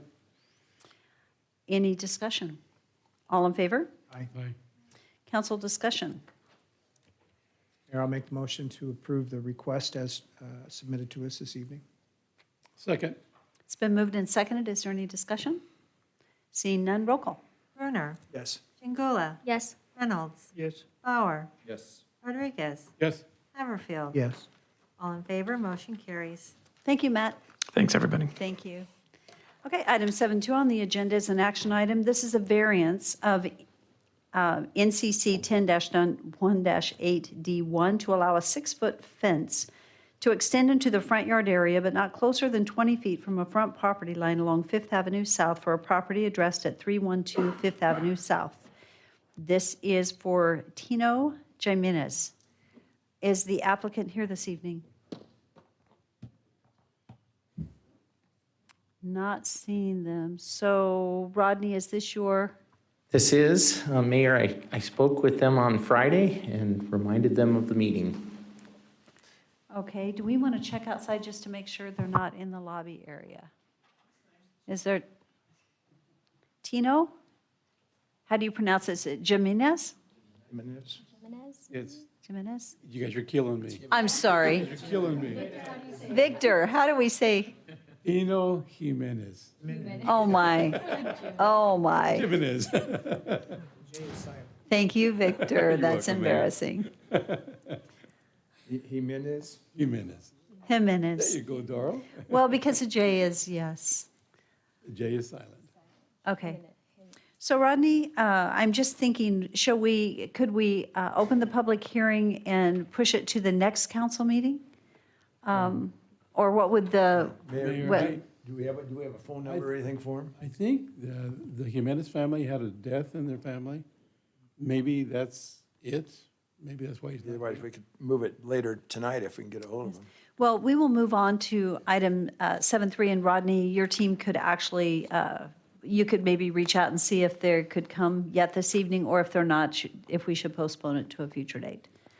Okay, moving along, we'll move to item 7.3 on the agenda. This is a development agreement modification and a subdivision preliminary plat and planned unit development for Cherry Grove subdivision. This is rescinding a 2008 addendum outlining sewer requirements at that time on a property at 0 Elm Lane. And this is totaling 74.35 acres, representing Reuben J. and Sarah Mindy. So do I need to go ahead and go through the original concept? I think I won't. Do I have to read the rest of this? It's kind of lengthy. No. Okay. So I think our applicant is here. Good evening. Good evening, Thank you. Madam Mayor, members of the council. I'm Becky McKay. I'm with Engineering Solutions, business address 1029 North Rosario and Meridian. I'm here representing KB Homes of Idaho LLC and the Azamendi family. Get rolling here.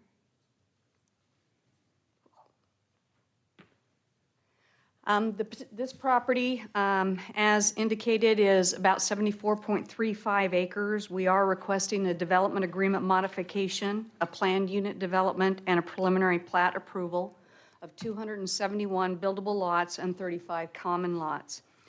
The subject property is located north of Elm and along the east boundary of Franklin Boulevard, and then Prescott Lane is on our eastern boundary. The Pioneer Lateral 5.5 comes through our northeast corner and then traverses along a portion of our north boundary and then goes off-site north into the Noggle property. This particular piece of property was annexed in 2007 with a development agreement. And then an amendment to that development agreement was submitted in '08 and a preliminary plat. The amendment to the agreement had to do with sewer because the lift station out along Linden did not exist at that time. So there were multiple sewer provisions that were put into the 2008 agreement. The preliminary plat that was submitted was called Granite Ridge Subdivision. Obviously, this preliminary plat is no longer valid. As you can see, it consisted of the RS 8.5 or 8,500 square foot lots, very little open space, no pedestrian pathways, and no noticeable amenities. This parcel has no structures on it. It's been in agricultural production since it was originally annexed. We did hold a neighborhood meeting out at the site. Ooh, getting excited here. We had 4 residents that were adjoining, Mr. Hartley, Mr. Ward, and Mr. Gray and his son attended our neighborhood meeting. We talked about the planned road improvements, utility extensions, lot sizes, densities. One of the things that was part of the original DA was, you can see that there is an out parcel that's owned by the Grays. There's an existing home on it, and the provision within the development agreement stated that any lot adjoining that would be 12,000 square feet or above. Our plan does show 12,000 square foot lots, so we are showing some transitioning lot sizes. The overall plan seemed to be well received. They liked the open space, they liked the fact that we had amenities and diversity, and that we had kind of split the traffic up between Franklin, Elm, and Prescott. Within your comprehensive plan, this is designated residential mixed use. That residential mixed use is intended to be primarily residential in nature and providing for vehicular and pedestrian interconnectivity, and a variety of housing types and designs are encouraged, along with open space and amenities and pathways. This parcel, obviously, Franklin Boulevard is a principal arterial. It is intended that it will be a signalized intersection up at State Highway 2026. ITD is obviously in the process of widening 2026 to 5 lanes. Part of that project is signalization of that Franklin Boulevard and Chinden intersection. The Prescott Lane is designated as a collector, and Elm was shown on your master street map as a collector. I think they've downgraded it to a local because it's the intent that Linden will be extended and it will kind of realign and eventually link up with McMillan Road in Ada County. There's a proposed development just north of us. That is also a KB Homes. It also has mixed commercial use. And then a project to the west of us has been submitted as Madison Ranch Estates. So this development, obviously with the extension of services for the Ridgeview High School, there's a 21-inch sewer main on Linden right in front of the LDS Seminary, and a 12-inch water main also. We will be responsible for extending that 12-inch sewer or 21-inch sewer main down Linden, and then an 18-inch up Franklin Boulevard, and then extending that 12-inch water main. At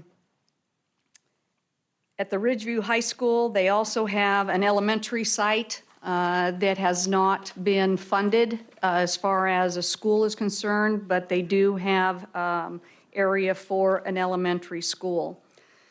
In this particular project, one of the things that we wanted to definitely provide was a variety of lot sizes. Obviously, with changing market conditions, the more diversity we incorporate in our projects, the better they are, the more livable they are.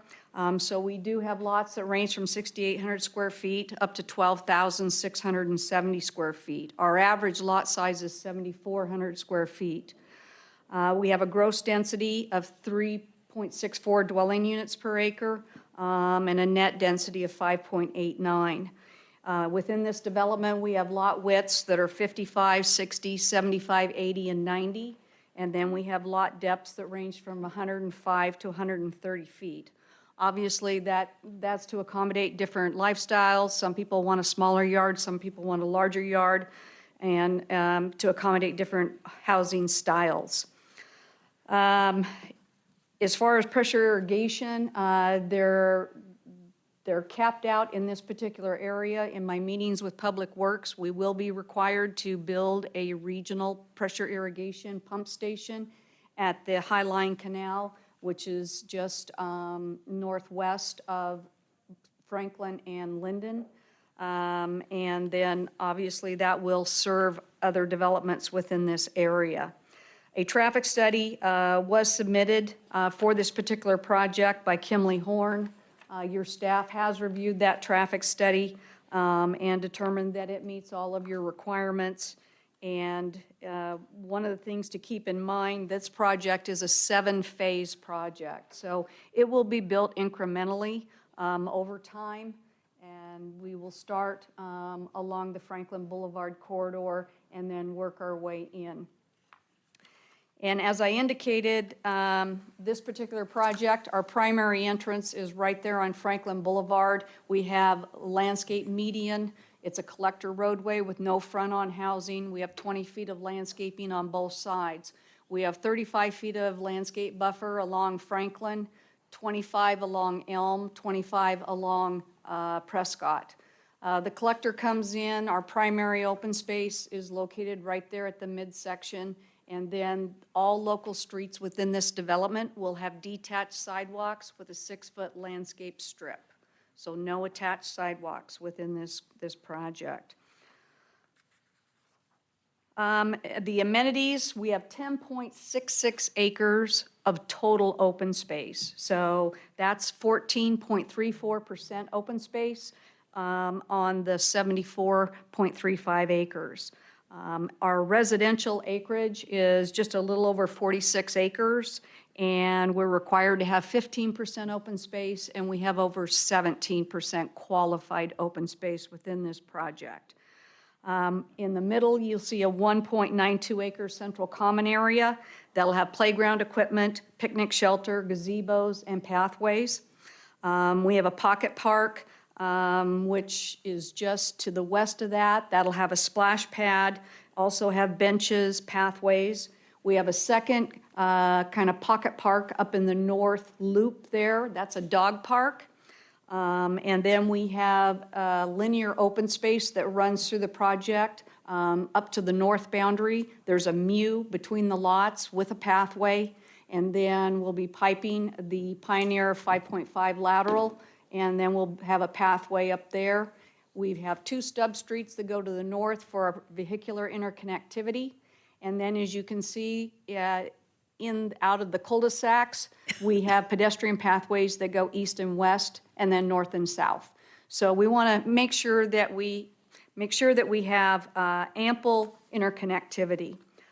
We think we have a great project here. As I indicated, the only reason we're doing a PUD was because we were just a smidge over the maximum density of 3.5 or 3.53. We're at 3.64.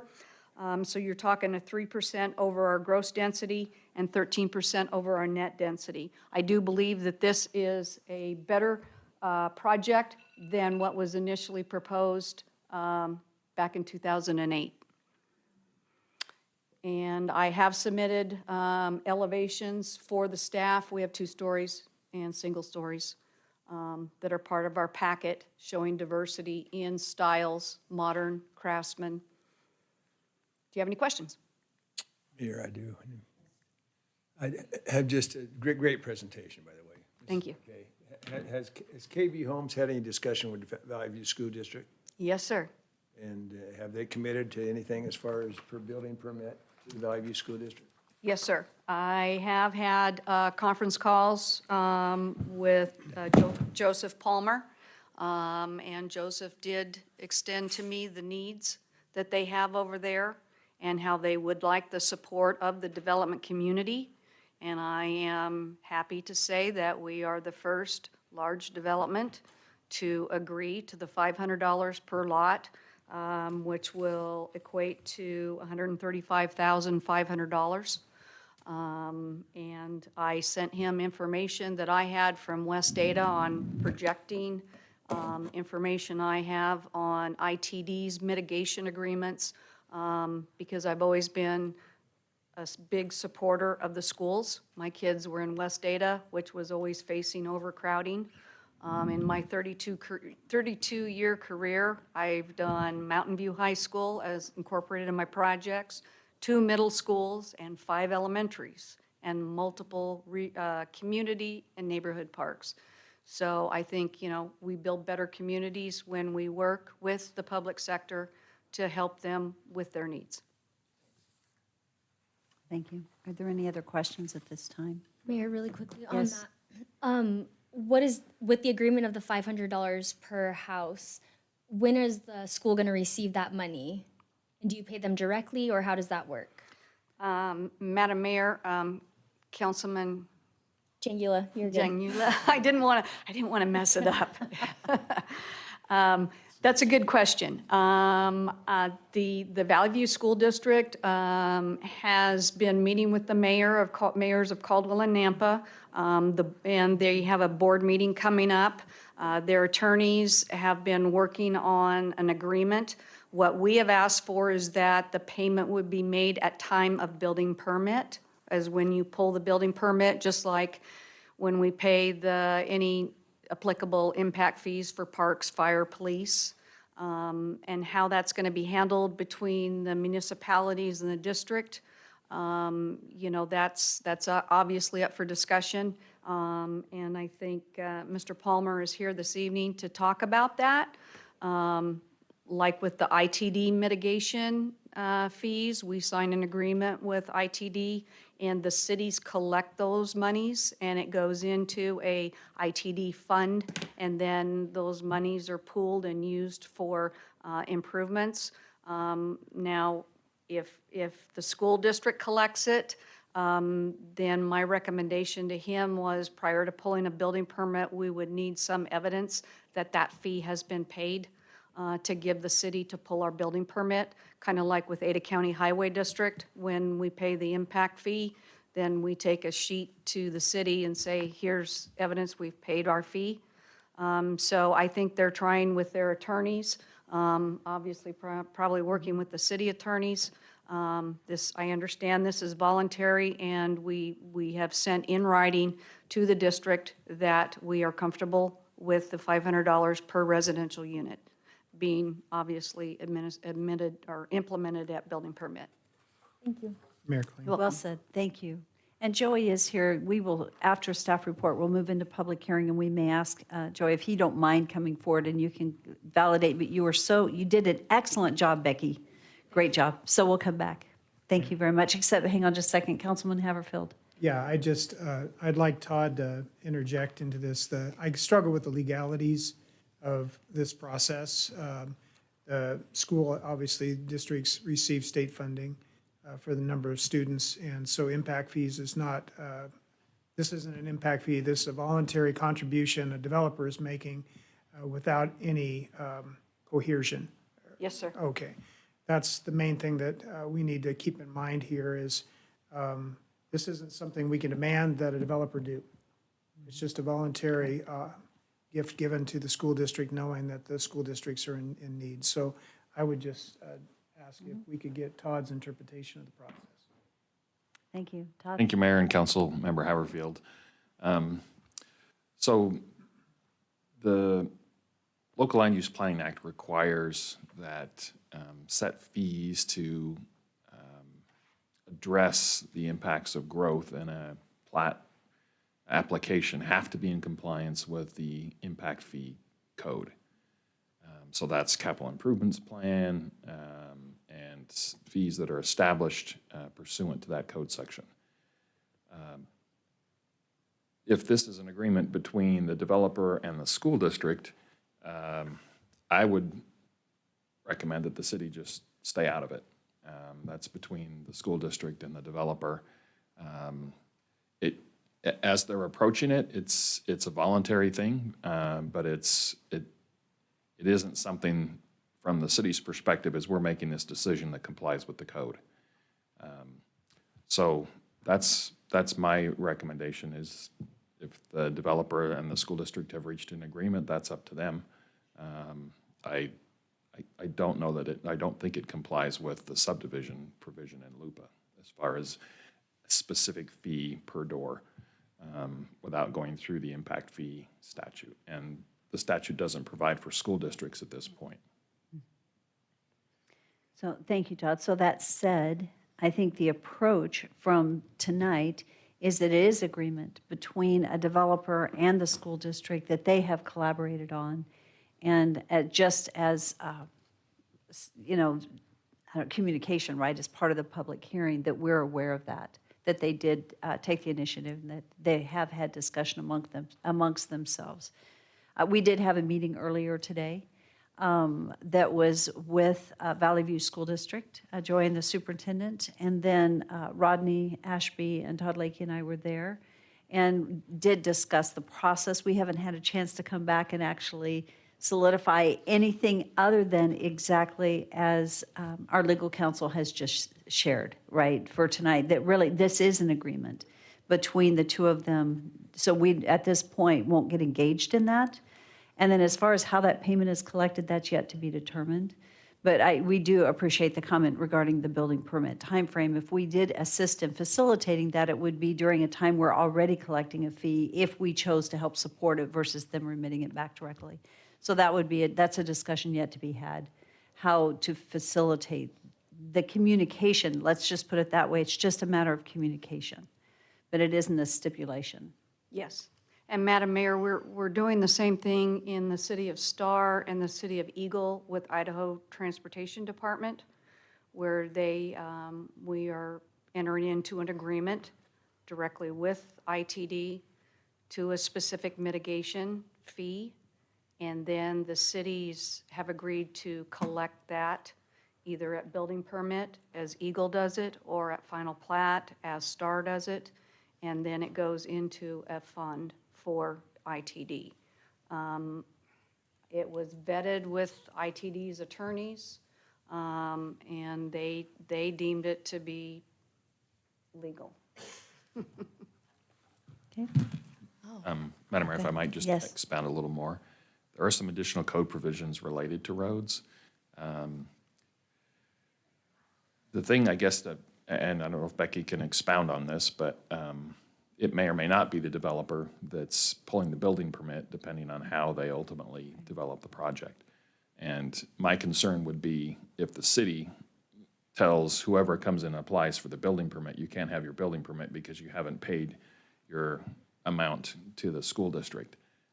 I wouldn't want the city to be in that position and have to enforce that. So again, my recommendation is for them to keep it between themselves. Thank you. Good comments. I appreciate, thank you for those comments. Are And there Madam any- Mayor, with this project, it'd just be KB Homes as the sole builder. So it would be simplified. But Mr. Lakey has a good point. A lot of subdivisions may have, 10 different builders that were not a part of that agreement. So that's something that obviously we've got to work through. Thank you. Are there any other questions? Okay, thank you Thank so you. much. And you know the process. You'll be back. Yes, thank you. Okay, so this is Parker. Thank you for providing the staff report.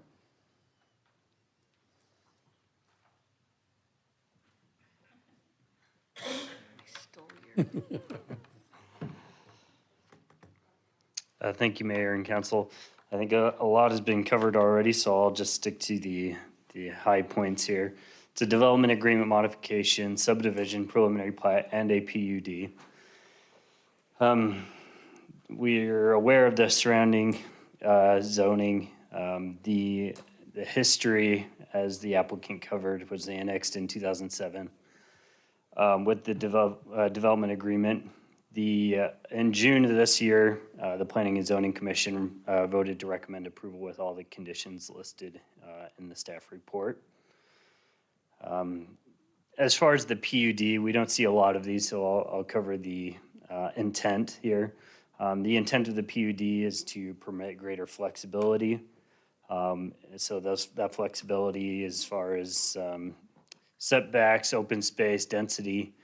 The purpose is to provide more economic and efficient use of the land while facilitating a harmonious variety of development, a greater creativity, higher level of urban amenities, and preservation of scenic qualities or open space. So when you review these PUDs, there's a few things to give consideration to. The proposed development is consistent with the intent of the PUD chapter, is in general conformance with the comp plan, and is in the area surrounding. The other areas to give consideration to as far as the site design is the landscaping, so the streetscape, open space, and the siting, the visual focus points, the use of the topography, And then the design features such as street sections, architectural styles. And those elevations were submitted in the staff report for you to review. As far as development agreements, we've explained this before. It's a two-party agreement between the city and the developer at the time. So if the developer is asking to modify that, it's up to you to approve that or not. There isn't necessarily any conclusions of law that need to be found, other than you just don't agree to what they're proposing here. What's in the development agreement now, as the applicant showed, is the concept plan shown there, as well as three other important design standards. One being that the development not exceed 3 dwelling units per acre. The minimum allowable buildable lot size is 8,500 square feet, and then the minimum allowable buildable lot size adjacent to the rural residential lots is 12,000 square feet. So if you compare these two concept plans, the original one shown here is 223 lots. The new one is 271 buildable lots. The net density of the original is 4.1, gross density of 2.85, and then the new proposal is 5.89 net density and 3.64 gross. As far as correspondence, the applicant has covered the school district. Police is recommending a commitment to fund 1.2 officers, 0.04 staff, and then the fire. Station number 3 is 3.4 miles, 8-minute response time. Compass gave us a fiscal impact of that the city and county would break even in 1 year. As far as the engineering correspondence, some of the highlights here, 50 feet was already dedicated along Elm and Franklin. The amount of dedication would be 40 feet along Prescott on the east side. The traffic impact study didn't identify any traffic impacts. However, they would be subject to the standard traffic impact fees. The development will be required to construct the pump station subject to reimbursement by the city. And then there's a new mid-mile collector road along the north boundary that's being proposed and being coordinated with the adjacent property owners, the city and Canyon Highway District. The area is mostly ag land and potential single-family developments that will come up in the future. The comp plan designates the area as residential mixed use. It's determined in the comprehensive plan that the city is interested in providing a variety of housing types. The school that these students would attend, East Canyon Elementary, Summit View Middle, and Ridgeview High School, all over a mile. So not within walking distance. The proposed single-family home in this development are anticipated to be an average of $494,000. We've covered the PUD analysis. As far as the PUD for you to review here, whether the proposal meets the criteria of a PUD while facilitating the higher density. We've covered the existing development agreement. The plat here, 74 acres, the net density 5.89. One thing to note, the max density for a PUD in this zone is 6.41, and the max for a non-PUD would be 5.12. Open space developments over 5 acres need to provide 15%. The proposal here offers 17.12%. Amenities include a playground, dog park, and splash pad, as well as walking paths. The conditions of approval are in the staff report. Nothing has changed. There's a couple different motions, the development agreement modification and then the PUD and the plat. I will stand for any questions. Council, do you have any questions at this time? Okay. Barker, thank you. We'll have you back if we need to. So this is a public hearing, and thank you. Madam Mayor, we have Thomas Hartley as our first speaker.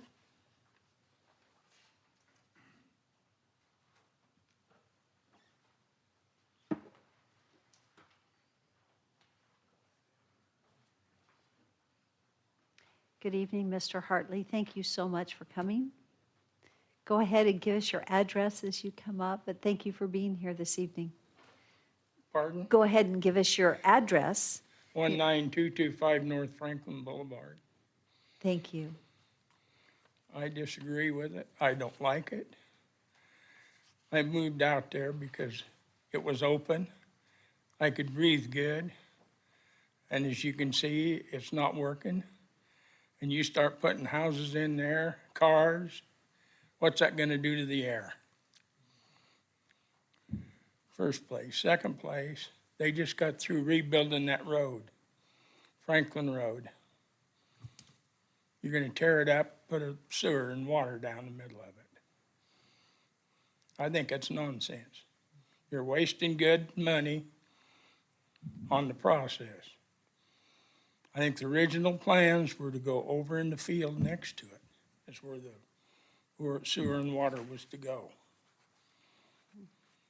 Because there were stakes out there. And they've got thrown out. But you're going to be right in water. The sewer and water will be in water. I don't know how deep you're figuring on going. But I know it's been in August about 3 foot in my place. You're in water. So somebody's going to have fun. Okay. But I do disagree with it. I don't want to see it. That's all I got to say. Thank you for coming. We appreciate it. Thank you for your efforts. Thank you. Madam Mayor, our next speaker is Joseph Palmer.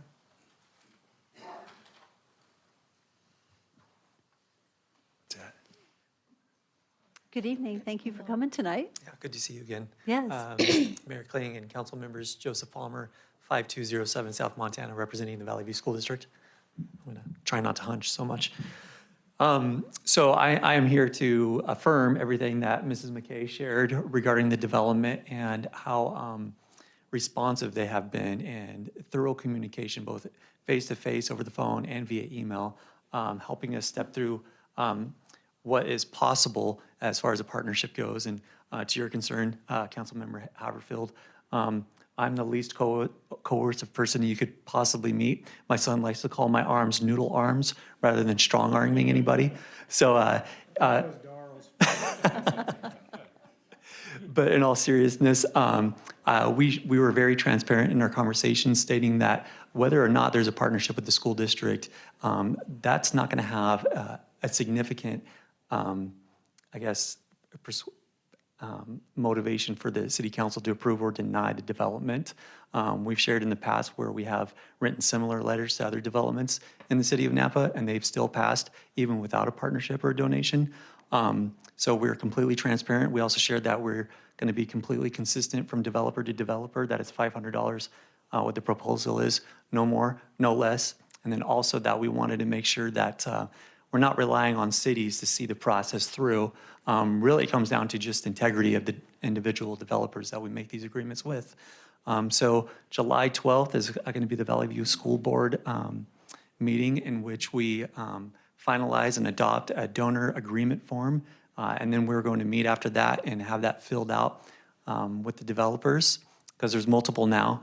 And then we're also going to have an addendum about how and negotiate how the developers would like to submit those payments to fulfill the donation. And then also I'd like to say that because of KB Homes setting this as an example, Ever since the planning and zoning meetings on, what was it, last Tuesday? We've had multiple developers within the Napa city limits reach out to Valley View School District, even larger developments, saying they wanted to do a similar effort on behalf of the Valley View School District. So with that, I just want to report to you that everything is accurate, and we're extremely grateful for those partnerships. And I'll stand for questions if there are any. Thank you. Are there any questions? Thank you so much. Appreciate the time. Appreciate it. Madam Mayor, there is no one else signed up. Okay, is there anyone online? There isn't anyone online. Is there anyone in the room that had intended to testify this evening that did not get signed up or that would like to testify? Okay, seeing none, this is an opportunity for applicant to come back and provide any closing comments and answer any questions. Mayor, Yes. we're going to be able to bring up Daniel also and staff, right? Yes. Okay. Yes. Thank you, Madam Mayor, members of the council, Becky McKay. I did listen, write down Mr. Hartley's concerns about this is predominantly an agricultural area. However, the city back in 2007 annexed this area with the intention that it would develop as a residential part of the city. And with the Ridgeview High School and a future elementary site beside it, obviously North Nampa with the Chinden Boulevard going to 5 lanes and additional signals going in. This is obviously an appropriate area for residential development to cut down on those vehicle miles that we have where people commute to work. And hopefully that we can get some businesses along that Chinden corridor and create employment centers where we have the signals and reduce those trips.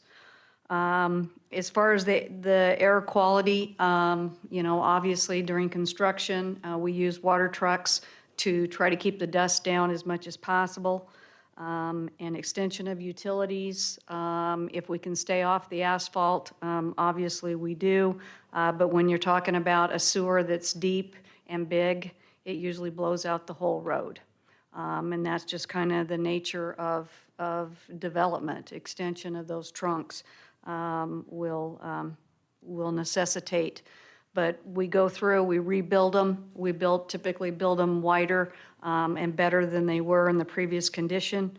We have a groundwater analysis and geotech report out there. The groundwater does range from about 4 to 10 feet. There is some areas where we have some clay and perching. Obviously, that will be taken into consideration in our storm drainage design that will be reviewed by your Public Works Department to make sure that we meet the City of Nampa and DEQ requirements as far as treatment and retention of that storm drainage. I'm pleased to be the first one to work with Valley View School District. I think, people were talking about it kind of behind closed doors, but nobody wants to be the first one to take the jump. So I thank my client for being proactive and saying, yes, we want to make the commitment. We want to be a part of the community. And obviously, if that facilitates other developers jumping on board, I say great. We've got a good project. It's far better than, obviously, what was initially approved back in 2008. And we're going to build a nice community, not just another subdivision. Thank you. And I hope you support it. Becky, thank you. We may need to have you come back one more time because we'll have some questions for Daniel, and since you get to have that Sure. last. And So we are in agreement with all conditions of approval. Okay, Okay, and Mayor, Councilman- maybe I can ask Okay. her, and then Daniel can follow up if need be. So we're going to tear up Franklin, confirmation that the KD Homes is paying for that Yes, sir. We entirely, and as you probably can expect, you don't live in Nampa, but Nampa citizens, they love when everything's done, but boy, they hate it with all this construction going on. I I'm fully hearing understand. it multiple times every day. So who do you use as a contractor for that, and what's your time span for getting that Franklin Road back into proper condition? Well, obviously, we'll work with your Public Works Department when it's a complete shutdown of the roadway. I know that they look at the schedules to determine when they will allow a roadway to be shut down, because when you have too many east-west or north-south routes that are shut down simultaneously, it creates a nightmare for the public. And I have been in parts of Nampa and trying to go through the detours and figure out how am I going to get from point A to B. So I fully get it. Obviously, it takes good planning and on part of the Public Works Department to say, you know, you can't put that facility in until this time frame, because we have other roadways that are under construction and we can only allow so many shutdowns.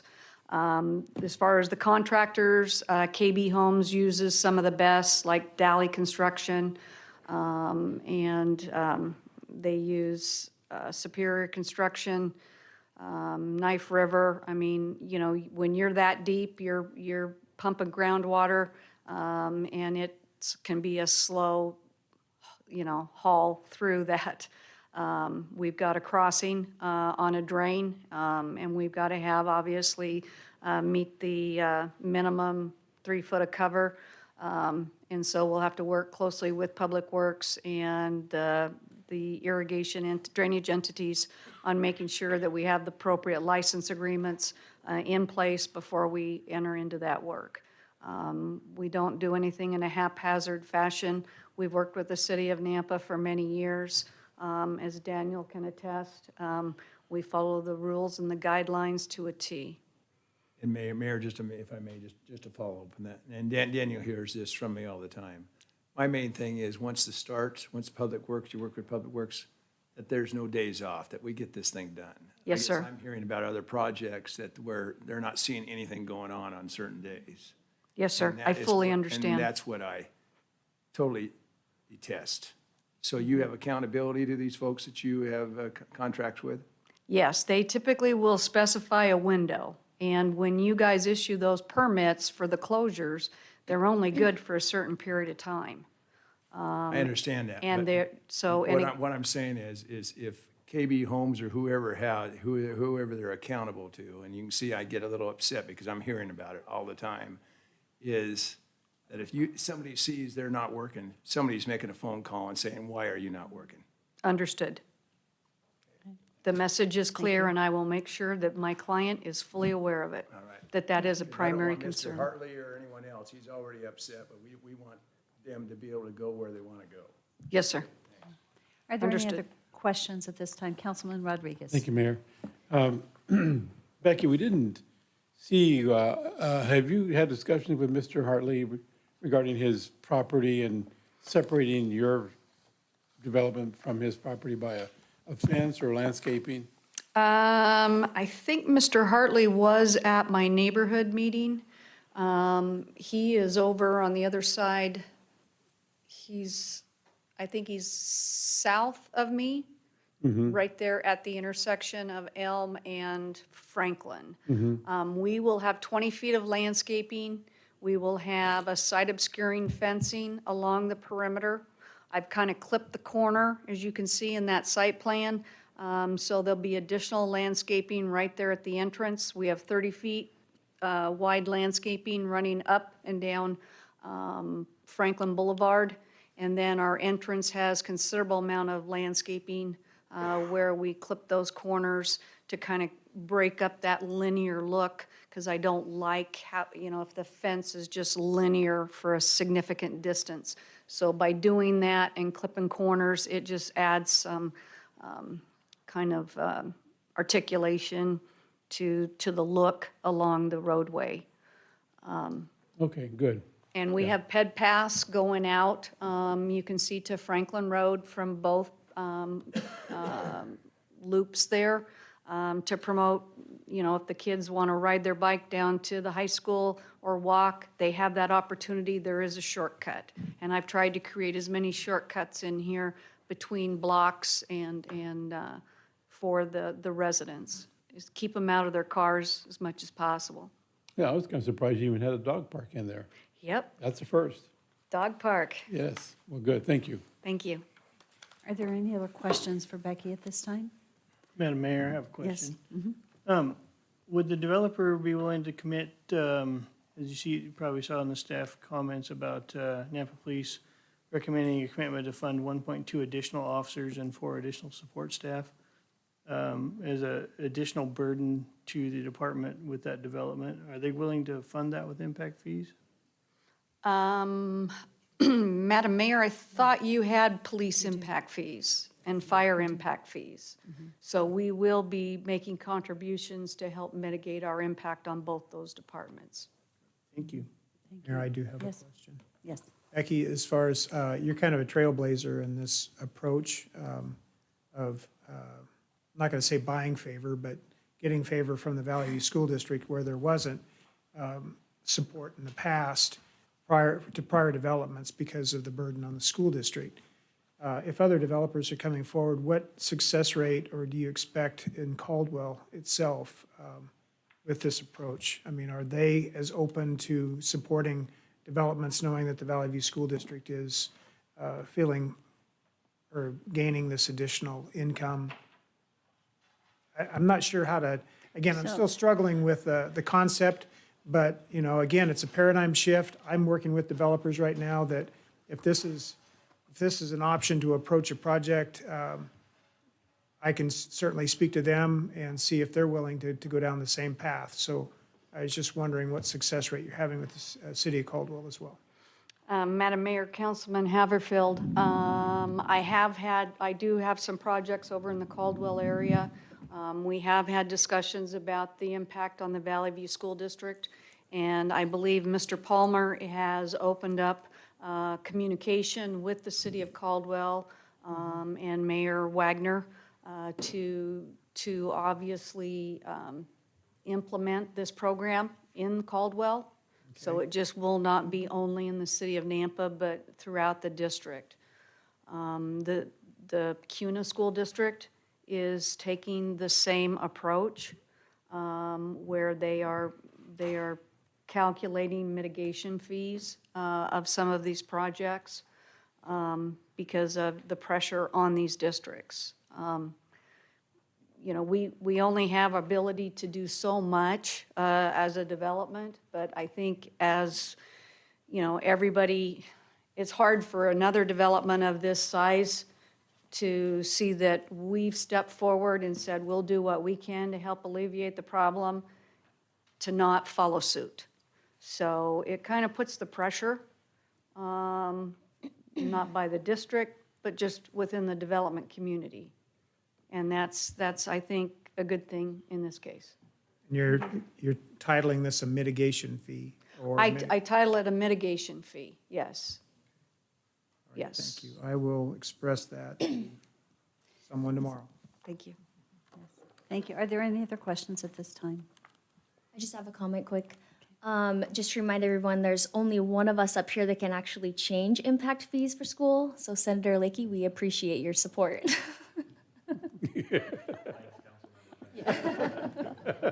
Yes. That's now on record. Good one. That is excellent. I fully support that. I second that. So are there any other questions for Becky at this time? Becky, thank you. Thank you very much. I would like to say that as Joy is sitting back there, he was shaking his head yes. Caldwell was represented at the meeting that we were in earlier today, and they are absolutely in the same discussions, the same process we are. So, yep. Okay, so at this time, council, do you have any further questions for staff, for the applicant, for anyone? Seeing none, I would stand for a motion to close public hearing. So moved. Second. All in favor? Aye. Hold on, sorry, really fast. Did that get addressed, Mr. Hartley's concern about the road and tearing it up for the sewer? Well, she did say that they will fully repair the road and restore it. Okay. It is, I don't know if there was something you else can ask needed that to be- question of Just if there was staff. something else that needed to be clarified for Mr. Hartley's concern. Mayor, Councilwoman Jangula, the depth of the sewer there will necessitate the removal of all the asphalt and a complete rebuild on the road. So from a perspective of, there will not be a patch down the middle or down the sides. It'll be a full new rebuild of the road. when utilities go in. So the goal is a one dig policy. Ideally, we're able to work with the highway districts in anticipation. Sometimes it doesn't work that way. I fully agree. It's quite unfortunate when you have a road and you have to totally dig up that road. We do when we can, we try to avoid that. That isn't always possible. So, and with that, any other questions? So what is the will of the council? I'm sorry, I missed that. That's right, motion seconded. Council discussion. Thank you, it went so quick. Is there any further discussion? Madam Mayor, I have a question. And I'm not sure if it's Public Works that needs to answer this or what. On the pumping station, the developer is required to build that, from what I read. And then the ongoing maintenance of that pumping station, is that left to Nampa to take care of that? Mayor, Councilman Reynolds, the city is based on the cost of service study and fees that we collect. The city funds those pump stations. We do reimbursement agreements with the developers. They put those in. We will pay for those out of the new irrigation impact fees that we will be collecting. The operation and maintenance of those stations is paid for through the rates that we collect from the users. And so those are city costs, but they come in through rates, not through property tax. Thank you. Okay, so with that, we are in the discussion phase. Is there any further discussion on this motion? Okay, and the motion is, to close public hearing, I'm sorry. We'll get it here. Okay, all in favor? Aye. Aye. Okay, council discussion. Mayor, I just want to say thank you for pioneering this effort. This has been a huge concern for growth, funding growth, and the schools, and just the overload that it's bearing on them. And I just really appreciate you guys kind of just starting this and getting this out there, because it has been a huge issue. And it's a huge issue for me when I'm up here approving things, knowing that that's the burden we're pushing on the school district. So just this effort alone is huge. And I just wanted to say thank you so much. So Mayor, just one motion, because in our packet, there were two motions. So are we just combining these? Yeah. Parker, or is that how it's working? Mayor and Councilman, they were separated because when we advertised for Planning and Zoning Commission, they were advertised at different times, but with this motion, we can make it as one. Okay, so what we're seeing up here is the combined motion. Correct. Okay, Mayor, I'll make the motion. I move to approve the development agreement and modification subdivision preliminary patent plan unit development for the Cherry Grove subdivision, rescinding of the 2008 addendum outlining sewer requirements at that time on the property of Elm Lane, and with all the conditions listed by the staff report for approval. Second. It's been moved and seconded. Is there any further discussion? So nothing additional added. Well, unless you want to add something, and we'll see if we need With to all add. conditions as listed in the staff report. So you just, okay, that would be your development agreement opportunity. Any further discussion? Seeing none, roll call. Chingula, Yes. Reynolds, Yes. Haverfield, Yes. Bauer, Yes. Rodriguez, Yes. Brunner. Yes. All in favor, motion carries. Okay, we are going to move back to 7.2 on the agenda. Our applicant is here. And to restate, item 7.2 is an action item. This is a variance to allow a 6-foot fence to extend into the front yard area not closer than 20 feet from the front property line along Fifth Avenue South for 312 Fifth Avenue. And Tino Jimenez, thank you. Go ahead and come forward and tell us what you would like to accomplish. The reason that, sorry, I just got laid out of the dentist and I'm half asleep. The reason I want the fence is because I'm gone a lot, and my house is kind of awkward. The back, the alley is my house is facing the front, and then the back is is facing this way. So I had plans on building a house, a new house in the front of the property. They said I couldn't, so then I wanted to see if I could extend it, put a couple rooms in the back of my house. They said I couldn't because it was commercial property. So I work, I'm retired, but I'm kind of more busy now because I work for my sister's home care, and so I'm a handyman, so I'm kind of gone a lot. And then in the wintertime, I'm in San Antonio. I work in, well, I'm a musician, but I'm also a student musician, so I'm gone a lot in the wintertime. The problem that I'm having is that people just walk in from the front to the back and to the back of my house, and I'm always having stuff stolen. And I'm out of room in my garage because I was thinking that I was going to build a house, and then found out that I couldn't build a house, so I'm stuck with lumber and tools and all kinds of stuff to build a house. But I have a lot of burglaries from people coming, even though I have cameras from people just walking in my backyard. So I'm asking for the fence to see if I can have more protection on my house. Thank you. Council, do you have any questions? So we will step in. So the process is that after you share what you would like to do, we have a staff member come forward and they provide a staff report. And then we open it for public hearing, and it doesn't look like anyone signed up. And then we will come back to you with additional questions. Okay. So feel free to have a seat, and we'll be back to you in just a minute. Okay. Thank you very much.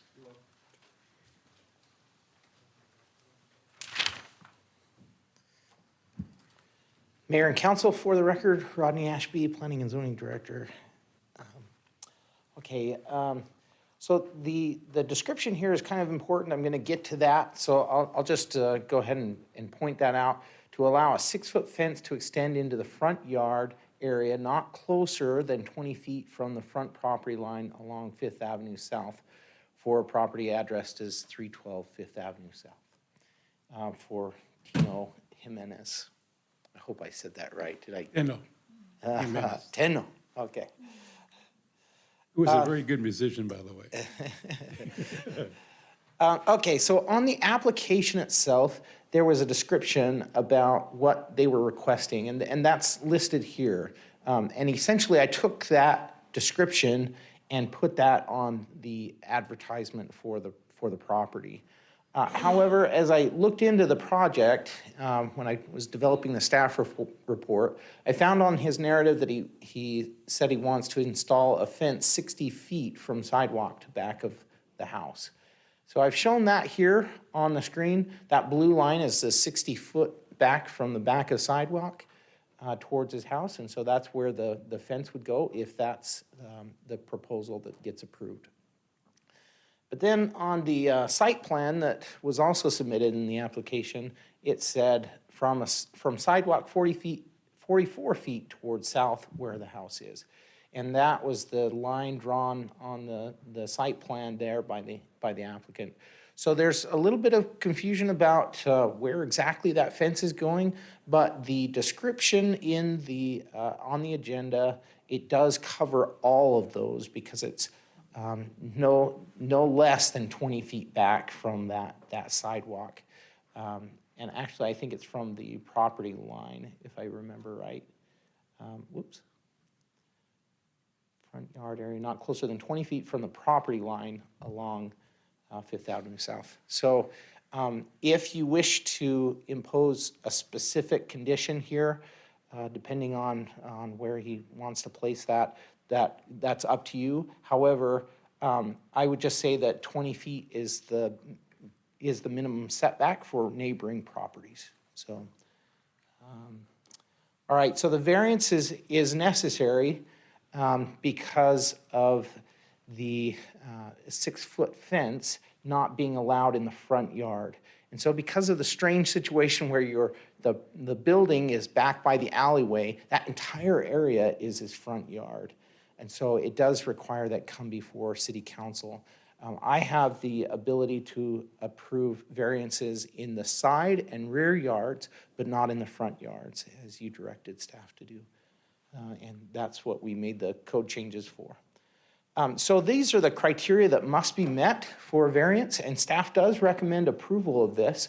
This first one is literal interpretation and enforcement of the regulation would result in a practical hardship or unnecessary physical hardship inconsistent with the objectives of the zoning ordinance for the property. So I don't believe that it's the intent of the zoning ordinance to prevent someone from having a front yard, essentially. It's also not the intent of the code to prevent him from being able to protect his property with a fence of some kind. And so I did find, just staff's finding here is that because of the location of that home towards the very rear of the property along the alleyway, that the hardship does exist on that property. The second one there is the extraordinary site characteristics applicable to the property involved or to the intended use of the property, which do not apply generally to other properties classified in the same zoning district. So essentially what I've said on the first one applies here too. The zoning district is trying, it does want people to have a front yard, and it does want people to have the ability to fence off part of their yard. And so that seemed to still apply. The third criteria here, literal, man, I can't say that today. Literal interpretation and enforcement of the regulation would deprive the applicant of privileges enjoyed by the owners of other properties classified in the same zoning district. Again, some of that same criteria here. We're not wanting the zoning code to make it so that just because of site circumstances, he's not able to enjoy his property like other people do. And then finally, granting the variance will not constitute a grant of special privilege inconsistent with the limitations on other properties and improvements in the vicinity. And if approved, I don't find that it would grant a special privilege just because of the certain site circumstances. And then the last one is granting the variance will not be detrimental to public health, safety, or materially injurious to properties or improvements in the area. And I could not find any of that applies to that. So this criteria is met in staff's opinion. Then because it's additional, we added some additional criteria in the code for fences in the front yard. And it's actually really just to make sure that there's still a front yard left after they fence in some of their front yard. And so I found that all of these criteria still apply. And that first one, if it's 60 feet back from the sidewalk, it will definitely leave quite a bit of property and a good view for vehicles in the area. Again, no concern there. So just quickly, in your staff report, I did find a mistake in there. I did leave in the RS7 from a previous application. It is the DB downtown business zone. As you can see here on the property is highlighted in blue there. It is in that downtown business zone, just to the southeast of the city hall. Daniel and I were able to run and tell Mr. Jimenez right from his front door. So. Not too far here. And then it's totally surrounded by downtown business zoning, and utilities and services are all available to the property.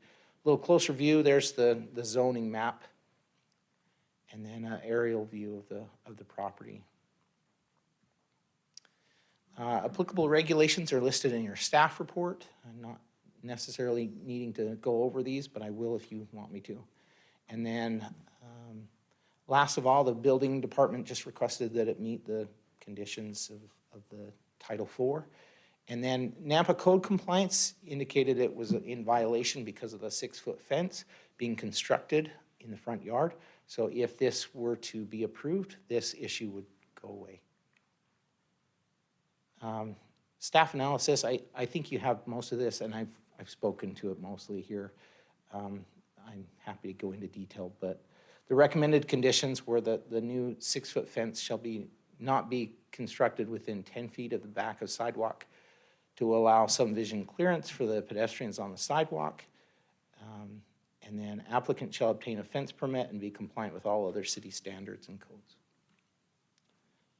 And then I put in here in red in the motion, just some possibilities if you choose to do that. Otherwise, you can just use the black lettering here to approve it as proposed in the advertisement for 20 feet back, no less than 20 feet back from the property line. And I would Thank you. stand for questions. Thank you, Rodney. Are there questions? Councilman Haverfield? Can you speak to the restrictions that the applicant mentioned as far as on building a home or adding on to what's there now? Sure. Yeah, because it's in the downtown business zone, single families are not an approved use in the downtown zone.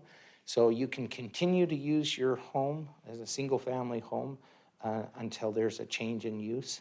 And then it would be required to go to the commercial uses that are proposed. So if it's a single-family home now, expanding it is not allowed in a downtown business zone? Not greater than 25%, yeah. So you could expand it in theory? You could expand it in small amounts, I guess, but any significant change wouldn't be allowed. So if it's a 1,000-square-foot house at this point, he could expand it another 250 square Christy, feet. can you help me with that? Is that accurate? true. Okay. Is the applicant aware of that? Did you have that discussion with the applicant? I did not have that discussion. I assume that he came in and met with our staff beforehand about that. So this is the first I've learned about that Well, as well. he spoke to that right to begin Yeah. with, that he wanted to be able to do something and he was told that he couldn't. So I was just wondering why. Yeah. That just sounded foreign to me. Yeah, it's just not an allowed use, but you can expand up to The current 25%. use. The current use, 25%. Yeah. So the applicant needs to be made aware of that. Okay. Are there any other questions at this time? Thank you, Rodney. So this is a public hearing. I don't see that we have anyone signed up to testify. Is there anyone here that had intended to testify at this public hearing? Okay, seeing no one, I'll have our applicant come back forward. If you would like to come back. Council, do you have any questions for our applicant? And Councilman Haverfield, would you like to expand? Councilman Haverfield would like to share with you? So you have a single-family home on the property now? Yes, sir. And how large is it? It's the home? Yeah, It's like 20 by 24, so it's pretty small. real small. But you I- wanted to add on to it, you said, a bedroom or something to that I effect. wanted to add at least a bigger bedroom, yeah. You were told you couldn't? I was told I couldn't. Okay. Well, that's no longer the case. You can expand it, depending on the size of your home, you can expand it by 25%. So if it's 800 square feet, it'd just be 25% of the 800. If it's 600, whatever it is. So, I mean, that's just an option. It's not what you're asking for tonight, but just so that you're aware that you can okay. expand it slightly. Okay, good. Is there anything, as you've heard the discussion this evening, is it accurately represented from staff? Is there anything you would like to say as we close the public hearing? No, I'm good. Okay. I'm kind of happy with what you're saying because we lived there 25 years and we never could expand, but at least I can keep the place a little bit longer by doing that. You might want to speak to the staff when you leave tonight. Mayor, just a follow-up question on that, and this may be for Rodney. So 25% increase, can they also have a separate storage shed area? Is that allowed? What I'm saying, he said he's needing storage area is what I was hearing earlier. So could he have a 200 square foot storage shed? In So he'd have to come back in for a variance for that because it would be in the front yard again. I see. So it'd be a front. Yeah. So that would be a possibility, but it'd be a variance for Yeah. sure. Thank you. So where would you do your added room or whatever? Would that go towards the front? Towards, yeah, because it sits right, it's like, probably, it's right on on the line mark, just a few feet. And then I would do it, yeah, towards the front. Okay, so follow-up, Mayor, if I may. So Rodney, so if it's attached, he does not need a variance to go in his front yard for a extra 25%. That's correct. It'd be, since storage shed is not attached, that would be the, why he would That's get a variance. correct. Okay. Thanks. Thank you. Would you guys be willing to assist him through the, just as a follow-up to this, to help him walk through that if he would so choose to? Of course. Thank you very much. So if you don't have any closing comments, council, you don't have any further questions? Okay, thank you so much. You're welcome. Thank you. I would stand for a motion to close public hearings. So moved. Second. All in favor? Aye. What is the will of the council? I will move to approve the variance of Napa City Code 1018D, one to allow a 6-foot fence to extend into the front yard area not closer than 20 feet from the front property line along Fifth Avenue South for a property address at 312 Fifth Avenue South in the Downtown Business Zoning District for Teno Jimenez. Second. It's been moved and seconded. Is there any additional discussion? Roll call. Just want to make What? sure that all conditions of staff. Excuse me, with all the conditions of staff. Thank you. And further discussion regarding his house. So it's been moved and seconded. Is there any further discussion? Just for clarity, we're saying that the fence can't be any closer than 20 feet to the front property line. The back property line was a question I was going to try to get a resolution on. It's not going all the way to the alley, I assume. Rodney? I think I heard it, the back property line, is that the question? So it's, the current home is right up against that back property line currently. It's got to go to the front. How wide's that alley? 20 feet. Okay. Is there a garage back there that they're rolling into off that alley? I don't think so. Did we see that? There is a garage that sits in front of the house closer to Fifth and does have cars parked there. Whether there are cars in the garage, I don't know, but there is a portion next to the house where a car can pull in adjacent to the alley there. So, okay. I'm fine with the motion. How they access the garages, and I don't care. Okay. Is there any further discussion? Roll call. Brunner, Yes. Reynolds, Yes. Haverfield, Yes. Bauer, Yes. Jingula, Yes. Rodriguez. Yes. All in favor, motion carries. Okay, so I think we're going to go ahead and move to 7-4, unless, are we needing a break before we move into the next two? So with apologies, we're going to take a short break. And guys, let's make it 5-minute bathroom break, and we'll be right back. Thank you. Don't forget to wash your hands. Thank you for the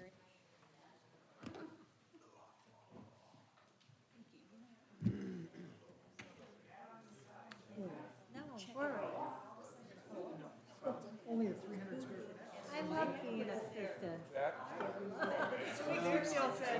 Oh, no, gosh.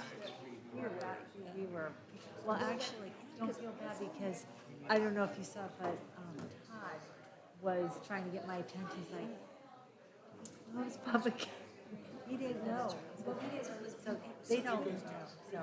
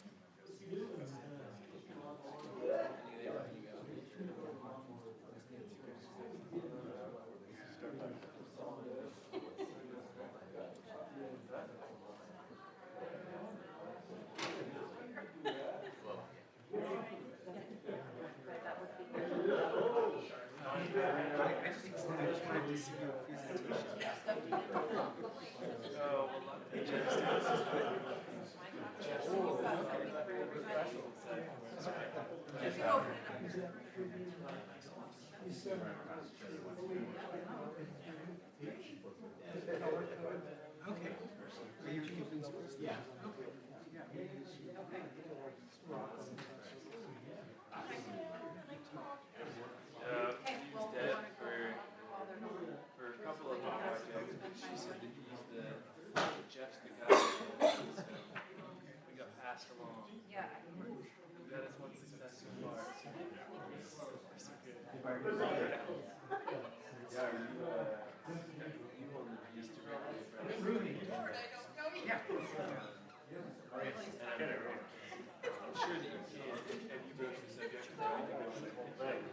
Well, I haven't yet, because I have no path, so for me, it's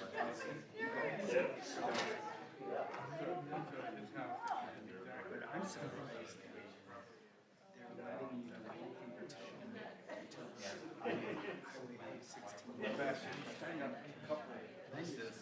I mean, we are likely.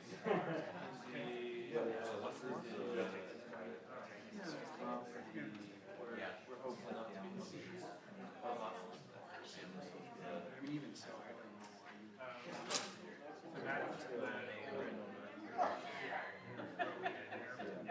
So it's not a.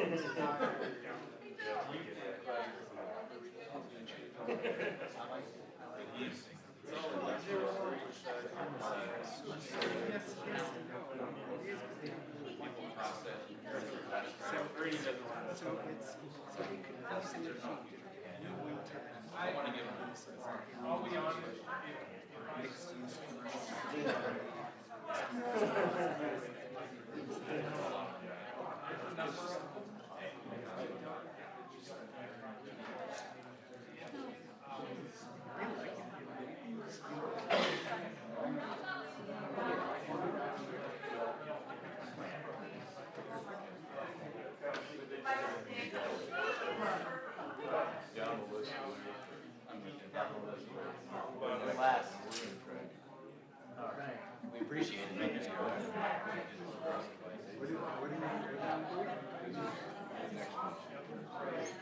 Oh, okay.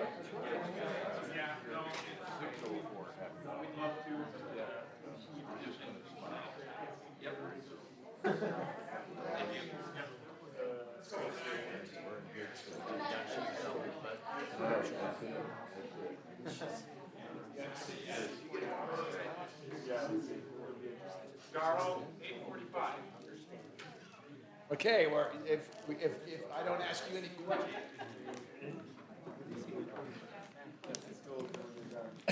I don't know, Dave's here.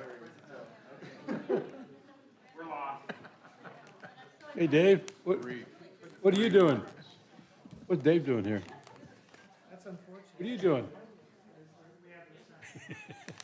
Oh, you were Steve? He's making a presentation. Oh, he was Steve. Okay.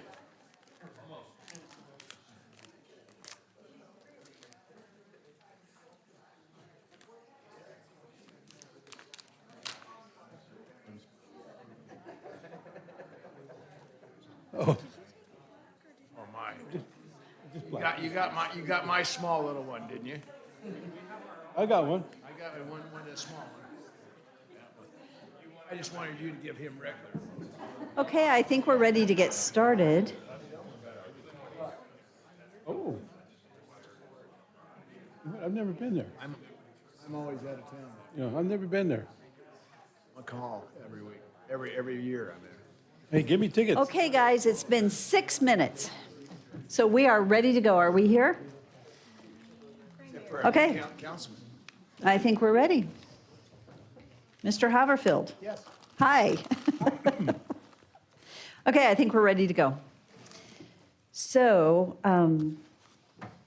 I think we're ready for action item 7.4 on the agenda. This is an annexation and zoning to multifamily residential and a potential development agreement for the Happy Valley Townhomes at 604 North Happy Valley Road totaling 2.92 acres. This is for Steve White, representing Happy Valley Townhomes. And is our applicant here this evening? Good evening, Steve. I think you know how to do this. You can share your name and address. And there we If go. I can remember, it's been so long. My name is Steve White. My address is P.O. Box 3035, Nampa, Idaho, 83653. And I brought some homework for you guys. I laid it up there while you were gone. I just turned old 11 days ago, so I forgot to give this stuff to Christy in time to put it on her package. So she told me to do a colored map, plat, whatever, because you like pretty things. So, so that's what I did. I did it the best I could.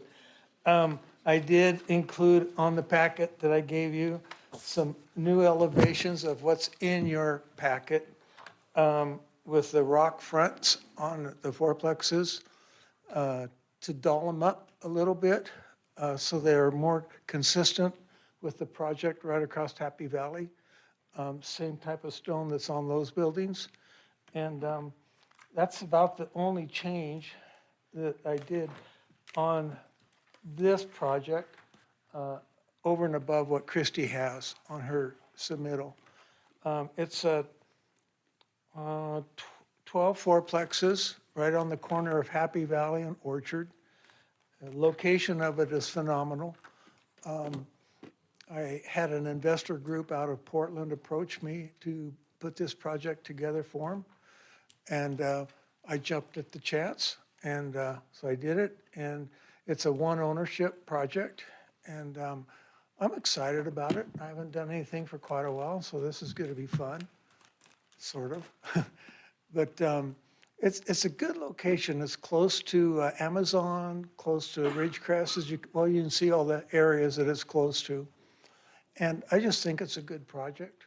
And I'm here for any questions you may have. Oops, Council, do you have any questions at this time? Okay, Steve, you know the ropes. We'll have you back. Thank you. Thank you very much. Christy, thank you. All right. I'm so short compared to everybody else that comes up here. I just feel like I have to readjust everything. Thank you, Mayor and Council. Christy Watkins, Principal Planner for the City of Nampa. The request before you this evening is for annexation and zoning to RMH, which is multiple family residential, for a fourplex development at 604 North Happy Valley Road. So Planning and Zoning did recommend approval on May 24th, just recently. Staff finds that the property is contiguous to the city limits on the west side where it crosses Happy Valley Road and is adjacent to the station's apartments, Phase 2, directly across the street to the west. Staff also finds that the proposed RMH zoning is consistent with the comprehensive plan future land use map designation of community mixed use, or you could stretch the high density residential from the west. So both of those designations would comply. The third item for annexation findings is the one where you guys have the most significant liberty to determine whether or not the timing and location is appropriate for this type of a project. So as far as zoning is concerned, staff finds that the proposed RMH is consistent with the future land use map. Staff finds that the request for the fourplex development as a use is reasonably compatible with the existing uses that are directly across the street. And staff finds the proposed RMH zoning district is compatible with the zones that are already in the area. And staff finds that the proposed RMH zoning would not create a spot zone and is consistent, again, with the future land use map. And staff finds that multifamily housing in this area is reasonable because of access to the services. This location provides access to the freeway, shopping, and medical services within 1,600 feet of its north boundary. So based upon all that analysis, staff feels that it is reasonable to recommend approval to you tonight. In the case of traffic, this project has 48 units and therefore does not generate a level of traffic that will require a traffic impact study. They will be required to dedicate 25 feet of right-of-way on North Happy Valley Road and 25 feet of right-of-way on Orchard, and create a 25-foot chamfer at the intersection that they will be required to place upon construction. It is in the Nampa School District, Columbia High School, East Middle School, and Park Ridge Elementary are all around a mile away from this project. The properties to the north, south, and east are all Canyon County residential properties at this time. And to the west is RMH, which is where the station's apartments are located. City sewer and water systems have adequate capacity to serve this property, and this project will be required to construct utilities to and through the project at that time. So this is just a snippet of the comprehensive plan. You can see that it is in the community mixed use, but is also next to the high-density residential uses as well. It has been noted multiple times that multifamily projects should be located fairly close to needed services and transportation corridors. This map indicates that it is within 600 feet of a grocery store, restaurants, shopping, medical services, and access to the freeway. As far as correspondence goes, we received the typical correspondence from the building department. The police department indicated that they would like support for additional funding for 0.21 additional officers and 0.07 additional support staff. And the fire department would like support for funding for 0.0144 additional firefighter positions. This project will be located near Station 5 with a 6-minute response time. And then the engineering division also had several comments about the project and is in your staff report and listed in the analysis. So the project is on 2.92 acres. There will be 12 fourplex buildings with a total of 48 units. Out of that 2.9 acres in the development, 2.25 acres is open space, which does exceed city code for a development of this size. This multifamily project will include a basketball hoop, tot lot, dog park, gazebo, bocce ball court, and a micro path. As far as parking is concerned, the required number of spaces is 96. This was submitted prior to the previous codes that we approved in May, so it's under the old code. Required spaces 96, which is 2 per unit. They provided 100 spaces with 3 ADA parking spaces. The average space count in this case is 2.14 spaces per dwelling unit. The code today is 2.25, so they're just barely under it. If the market value at the build-out is, as they've stated, to be $13.2 million, then an 800 square foot unit times 48 would show a benefit to the city. If the units are larger than 800 square feet, then that will be a larger benefit to the city. So the conditions of approval are listed in your staff report. And these are your motions. I will stand for any questions. Mayor Kling? Thank you, Christy. Yes. I'm just doing the math. Fourplexes require a 12,000 square foot lot? Under the new code, it's 10. 10. Yes, well, that's in an RD zone. In an RMH zone, it's very different. The densities go up. Okay, so and this doesn't require the 12,000 square foot? It does not. Yeah, I just wasn't getting the math to work out. so- Right, it's in a different zone. Okay, thank you. You're welcome. Any other questions for Christy? Mayor, just by the legend that Mr. White provided us, so it's all interior parking? That's correct. Any other questions? Christy, thank you. Thank I'll you. be back if there are more. Okay, so this is a public hearing, and thank you for sharing who we have signed up. Madam Mayor, we have as our first speaker, David Ferdinand. Good evening, David. Good evening, Mayor and council members. David Ferdinand, 2419 West Heron Loop. I was a part of the project in the land acquisition and just wanted to be here to support the project, Happy Valley Townhomes, and just wanted to say that I certainly agree with staff. They've worked very well with with Steve in putting this project together. And I would just ask for the annexation and zoning to the, for the RMH Multifamily Residential Zoning District and Development Agreement for Happy Valley Townhomes. Thank you. Thank you, David. Thank you. That was fast. Madam Mayor, we do not have anyone else signed up. Is there anyone else that had intended to testify this evening? And I'm assuming no one online? Okay, thank you. So this is an opportunity for applicant to come back and provide any closing comments. And staff, do you have, or council, do you have any questions for our applicant this evening? Okay. How did you get Dave to only talk for 3 minutes, though? You did well. You did good. Would As you I like to make mentioned any earlier, I got closing? old this month, and I forgot to add some things that I was going to add earlier.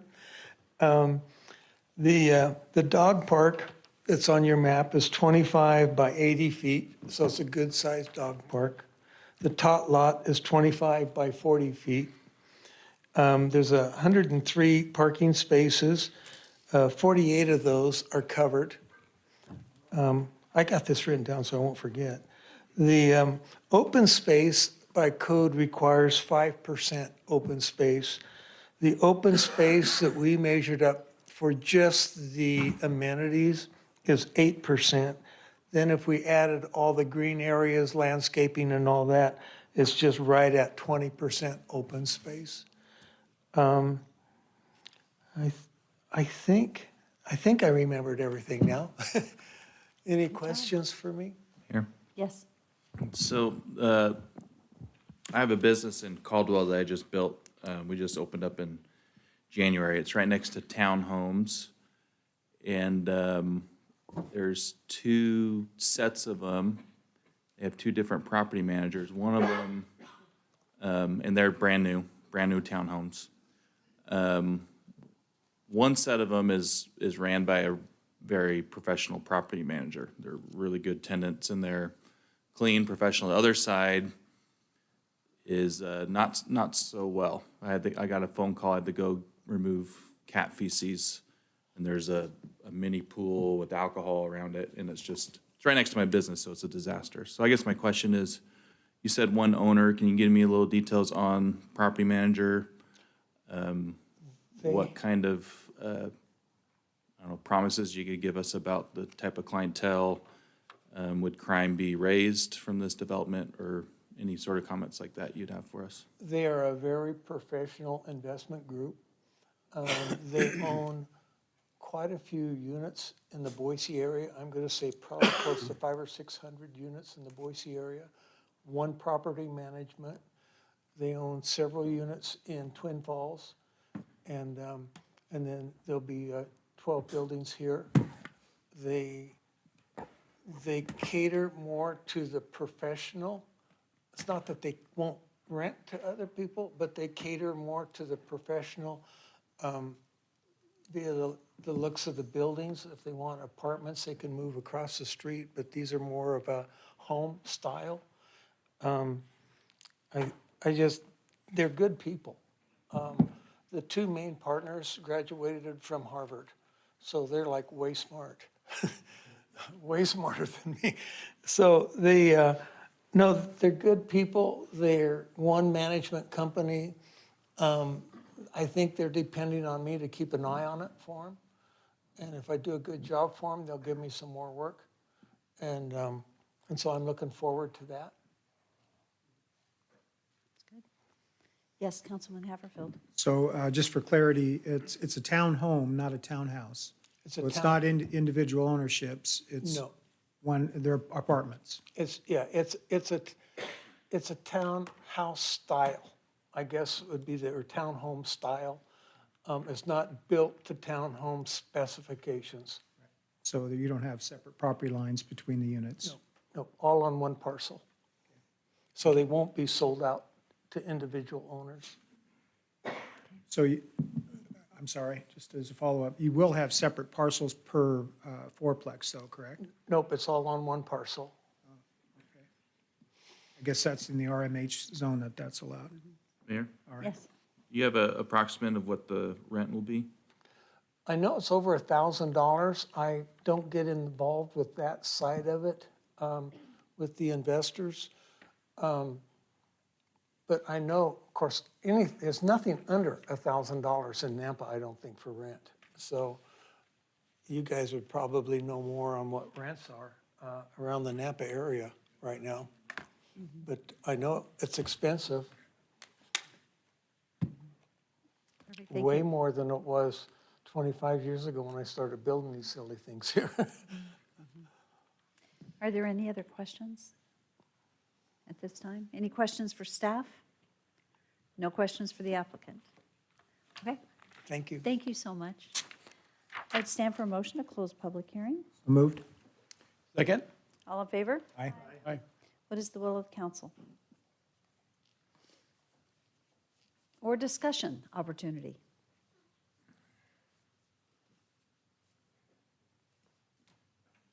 You go, Darrell. What's going on with that I guy? see that nod. I'm drinking. I pointed at you. He is drinking water. Yeah. Just for those that are listening online, Darrell, that you can get yourself in so much trouble. Oh, my. You're drinking water. As a leader at NNU, that's why I'm specifying he's drinking water. But he Yeah. can't drive I'm in trouble all the time anyway here, so. can't drive a golf cart though, that's for sure. Oh, my. Councilman Haverfield, would you like to help us out here? I think somebody needs to. I was just trying to find the recommended conditions of approval. I believe that I'm going to support the planning and zoning's recommendation of approval. So I recommend approval of the annexation and zoning to RMH as presented to us this evening with all conditions of approval in our staff. I'll second that since I'm done drinking. It's been moved and seconded that we approve the annexation and zoning to RMH as suggested with all conditions as listed in the staff report. Is there any discussion? Seeing none, roll call. Rodriguez. Yes. Chingula. Yes. Reynolds. Yes. Bauer.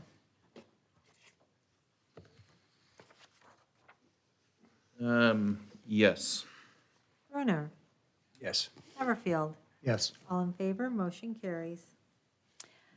And now, thank you guys for waiting. I'm sorry that you were last, but the way we do the order, it's just the order they come in. So thank you for your patience this evening. So we are ready for item 7. And Steve, thank you. Here you go. David's pink tie. Need to leave one with Yeah, Eagle. I took one. Ugly ties. Tell him to be a little. See you, Talking about Steve. your tie, Dave. Okay, so we are ready for item 7.5 on the agenda. This is an action item. This is annexation and zoning to light industrial and a development agreement at 15861, 15859 and 0 McDermott Road. And this is for Will, I'm going to say, is it Godey, representing ATS AWGP LLC. And thank you. Good evening. Good evening, Madam Mayor. Mr. Bauer. Council, good to see you all. Jeff Bauer, 601 West Bannock in Boise, here tonight on behalf of the applicant. This is a joint venture project between Sawtooth Development Group. They're a Treasure Valley development company. They've done a lot of projects in Boise throughout the Treasure Valley. And the other partner, and this is AT Industrial. They're based out of Washington State. They have a large industrial development portfolio, projects in Idaho, Washington, and California. With me tonight is Will Gouda. I have a hard time pronouncing it as well. Madam Mayor, have to ask him. Thank you. I'm sorry. Yep. Will's available for questions, and he's also going to provide some testimony on the need for this type of project. He has a lot of data on vacancy rates and the analytics for growth. Before I get started on the project, we did review the staff report. The Planning and Zoning Commission did recommend approval of this project with conditions of approval. We are in favor of their recommendation, and all of the recommended conditions we accept. So we're looking at a 36.7 acre site on the southwest corner of Franklin and McDermott. We are here before you tonight on an annexation and rezone. We're asking for light industrial zoning on this site. The purpose is to provide a turnkey spec industrial project in high demand in the city and provides a lot of opportunities for employment base and commercial growth.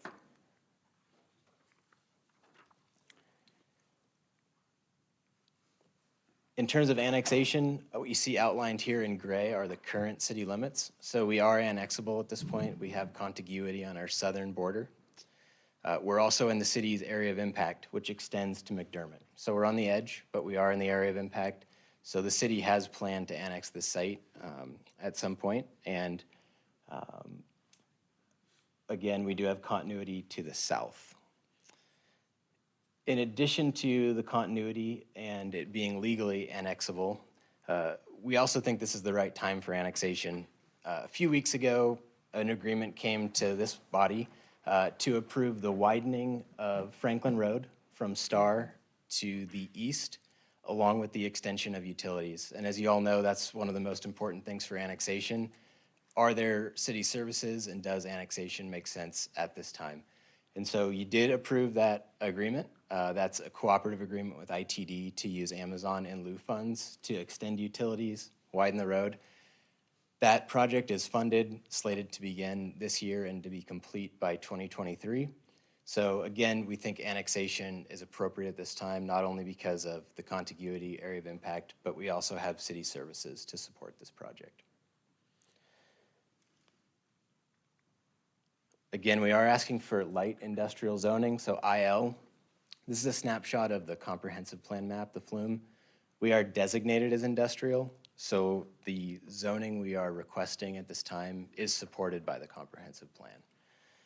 We did look at the comprehensive plan, obviously, before we planned this project. We also talked with staff, and they were also supportive of the light industrial zoning. Another thing I want to point out, you guys all know this, but the community mixed use zone, designation to our south, it also supports the light industrial zoning. So what we saw over, to the west in the GB1 area, all of that community mixed use designation supports this type of light industrial use. And we would expect the area to our south along I-84 to develop similarly, even though it has that community mixed use designation. So I always love looking at this map because I have to spend a couple minutes each time I pull it up to figure out what's going where. But the point of this is to show our site plan, or our property in red next to the future Highway 16 extension. And really, this is about change in the area. It is greenfield development, greenfield agriculture right now, but this is a major ITD project that will be adjacent to that's really gonna cause significant change in the corridor. So following the improvements from ITD, that extension, we will be on the hard corner, the southeast corner of Franklin and State Highway 16. State Highway 16 is an expressway, so elevated roads with interchanges. The purpose is to move regional traffic north and south. Franklin on our frontage is a principal arterial. So ITD has already acquired this right-of-way. They've gone out to bid for the project. They have a contractor lined up. Work starts this summer, and they're expected to be complete by the spring of 2024. We selected this site based on ITD's plans, and we also developed the industrial use based on these major improvements that we think support the zoning.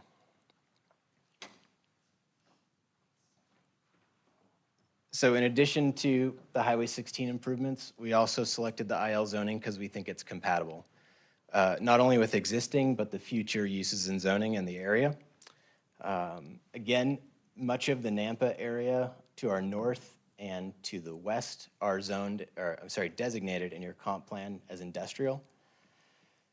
To the west, we have the successful Amazon and Fuller projects, other light industrial projects coming into the south there. Lactalis certainly adds to the industrial character of this corridor. And then across McDermott in Meridian's comp plan, they've also designated this area as future industrial. We've seen a few projects come into the city of Meridian proposing industrial at this point.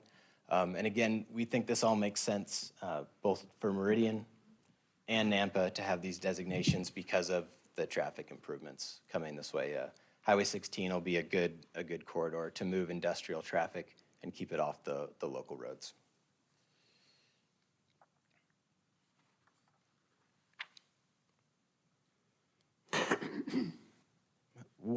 One thing I do want to point out here is that there is also a planned industrial road connector coming from Meridian just north of I-84, and that's on Compass's modeling. ACHD hasn't approved that yet, but we wanted to point it out to the council as something that could be coming this way that we think our project will help facilitate by doing the improvements on McDermott Road. Okay, so now to our specific site plan. This site plan, I'll get into the details, but we really just wanted to show it in relation to State Highway 16 and again, supporting the industrial use. We do have very close proximity. As you can see, the arrows from McDermott show the traffic pattern out of our site onto State Highway 16. So almost no traffic off Franklin or throughout the city. I know that's something you've struggled with on the Garrity interchange, and this project won't have that.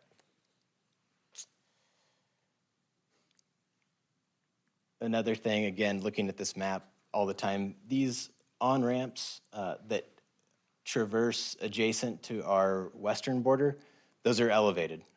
I think that's important when you're talking about the site plan. So both Highway 16, north and south, is elevated, and then these on-ramps and off-ramps that connect to Franklin will be elevated as well. ITD does own all the land to the west of our property line. They took a significant amount of property for this project. So from the on-ramps to our property line is 60 to 90 feet. So there is a large setback from our boundary to those overpasses. Here's a closer look at the site plan. So we are proposing a development agreement with this project that attaches the site plan. So we'll be tied to this site plan, substantial conformance. 2 buildings, each around 350,000 square feet. We expect them to be 30 to 40 feet tall. The buildings will be designed to accommodate a lot of internal configurations, and you kind of see that in the shading. These are just examples. But with the wall panels on the inside, we should be able to create spaces down to as small as 27,000 square feet. We think that's important for the business community. So we will be able to attract large employers with these large buildings, but we can also create some small light industrial spaces for local businesses to expand or just for new space. So we will have a lot of flexibility. Also on the flexibility front, both of these buildings are double loaded. Both the north and south sides have loading docks. There'll be concrete tilt-up construction. If approved tonight, we're pretty much ready to go on this. We have building permits that we think will be submitted mid-July, and we think the project will be complete and ready for occupancy around the second quarter of 2024. So again, right on schedule with ITD finishing the transportation improvements. It's not my timer, is it? Well, you know what, I failed to suggest 10 minutes, so I said you're not going to get a sign that says you're done, but that is the rule. Okay. In 10 minutes, so we'll try to. That was really fast. I'll just hit the highlights then. So this is one of the most important things I know to the city. We're going to talk about facades real quick. So again, the development agreement does propose specific facade designs for our north and west facades. We know those are important to the city. We'll have exposure on Franklin and State Highway 16. Staff recommended this approach at the P&Z level. They said, you know, we are going to the industrial zoning where there are no design review standards. It's been a successful approach for other developers in the past to propose high-quality elevations and architectural elements. So that's what we've done, and the P&Z was supportive. Here is a 3D elevation. This is the view from Franklin and Highway 16. So, you know, we're looking basically to the southeast. Second elevation from Franklin and McDermott, so looking to the southwest. And then we are also proposing these material mixes, which help to follow your design guidelines. There'll be a mix of materials, a mix of colors, roof line variation, all the things we know the city's been looking for on their industrial projects. The P&Z, who I know has a couple members on your working group for your industrial design guidelines, they were supportive of this. They thought it met the intent and the sort of the goals going forward with the design guidelines coming through. So one other thing I breezed over because I am out of time are landscaping standards. So in addition to agreeing to design review elements, we're also agreeing to landscape standards that don't apply in the industrial zone. So P&Z recommended the Chapter 33 landscape standards to apply. We agree. And this is the condition of approval that sort of packages all that together. So a development agreement with landscape GB1 standards applying, substantial conformance with the site plan, and substantial conformance with the elevations. And again, we're supportive of that condition. And since I'm out of time and I need to give Will some time, I'll sit down or stand for questions. Mayor? Really good job, though. Yes. Can you go back to that, that view of the connection to the interstate with Highway 16? That's not at all what I thought it would be. Councilman Haverfield, does this one work for you? Keep going. You had kind of that one. I was, and actually, the last meeting that I was at with ITD, I asked if this was going to be more like 10 Mile, the overpass, as far as, but not the full southbound. And this is not at all what I thought it would be. This is Mayor been Kling, approved? Councilman Haverfield, this is a phased project.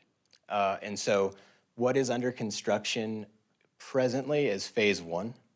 And what phase 1 entails is the extension of 16 south to the interstate via essentially getting off at Franklin.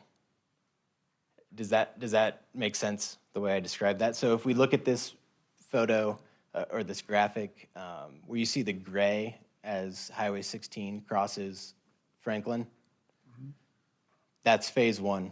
Those ramps will continue as the on and off ramps. Yeah, I kind of see what you're showing here. I just, it's not what I anticipated. I thought we'd be looking at something more in tune like the 10 Mile overpass, but just not with the southbound from the interstate on. So this is a lot different than what I conceived in my mind, so. I think it's more in keeping with the Flying Y. Yeah. That's the intent, is that speed at the Flying Y. You weren't at the further in? meeting, and I asked the question, and the answer was yes, it'll be like the 10 Mile overpass. Oh, really? Yeah. But Wow. That's not what this is. Was that the, well, yeah, It's at the interesting. library. Yeah, that, unfortunately, that was not ITD answering that question probably, was it? No, I don't think it was. Absolutely, yeah, and I think the other unique feature here is that 16 doesn't continue through, right? So it has to Right.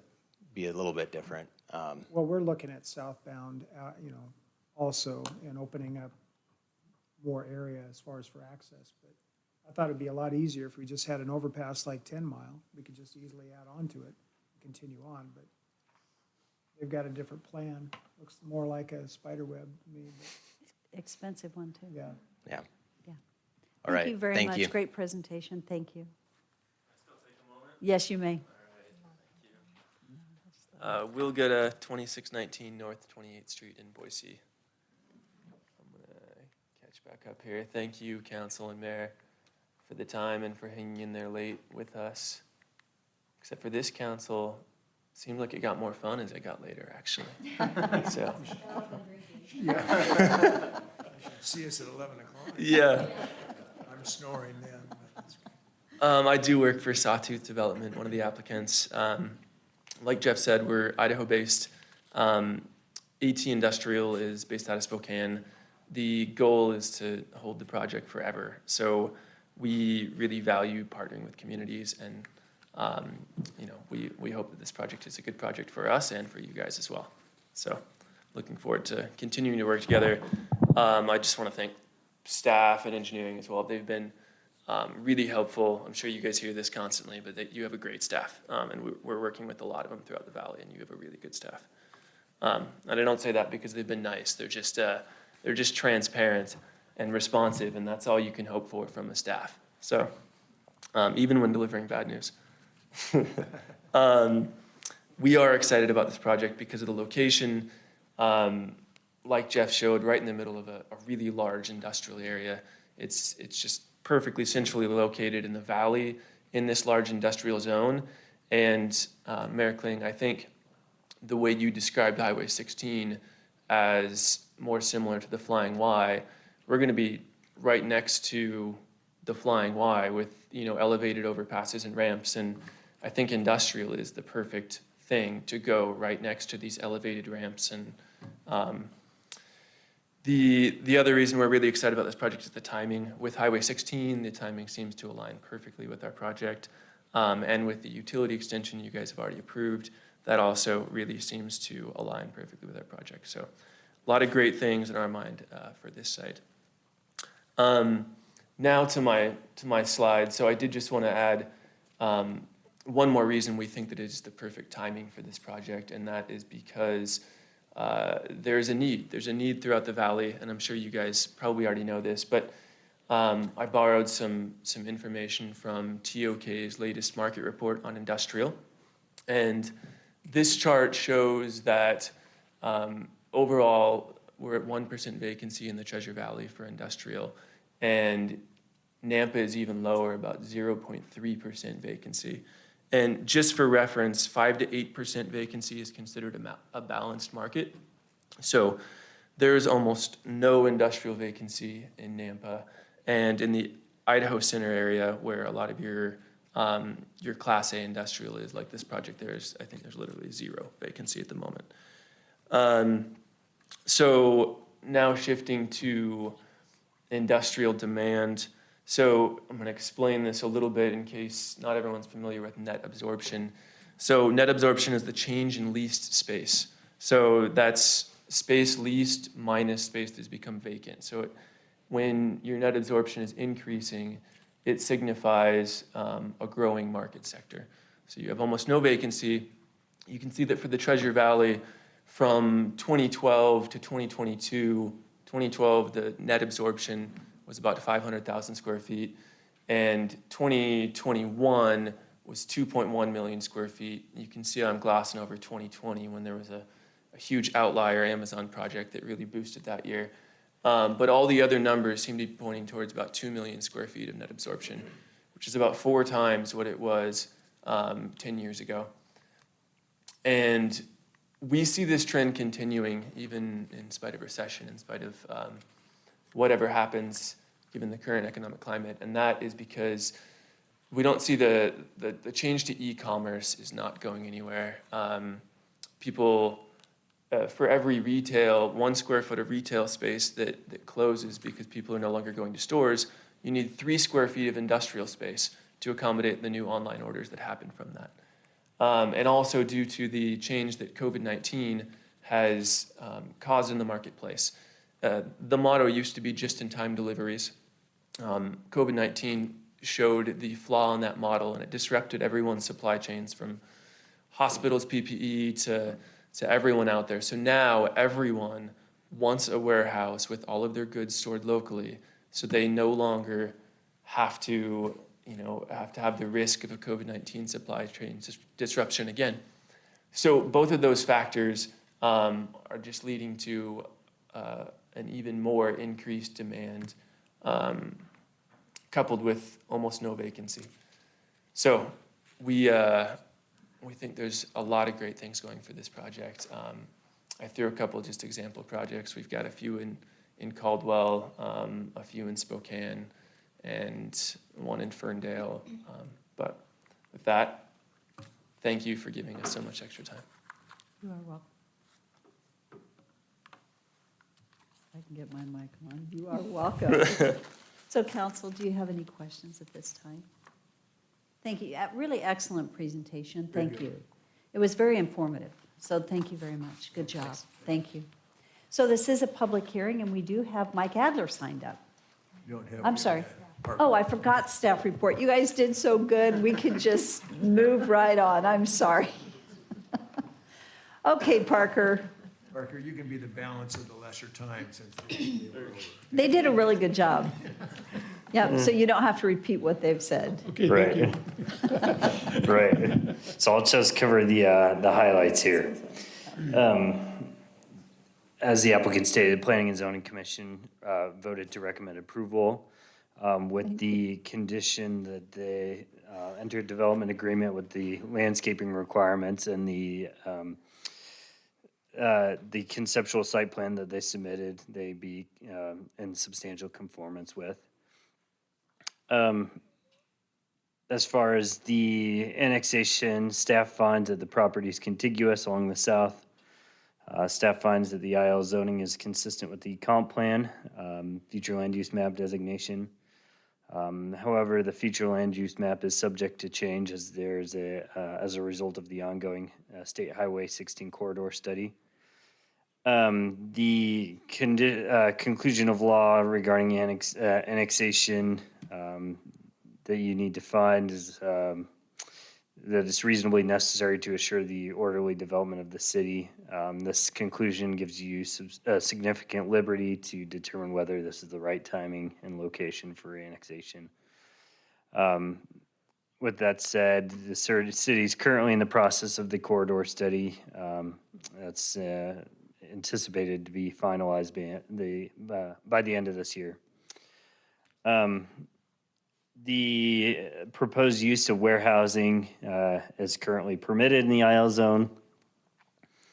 The IL zone would be adjacent to currently zone GB1, which is similar to the zoning and uses at the corner of Star and Franklin.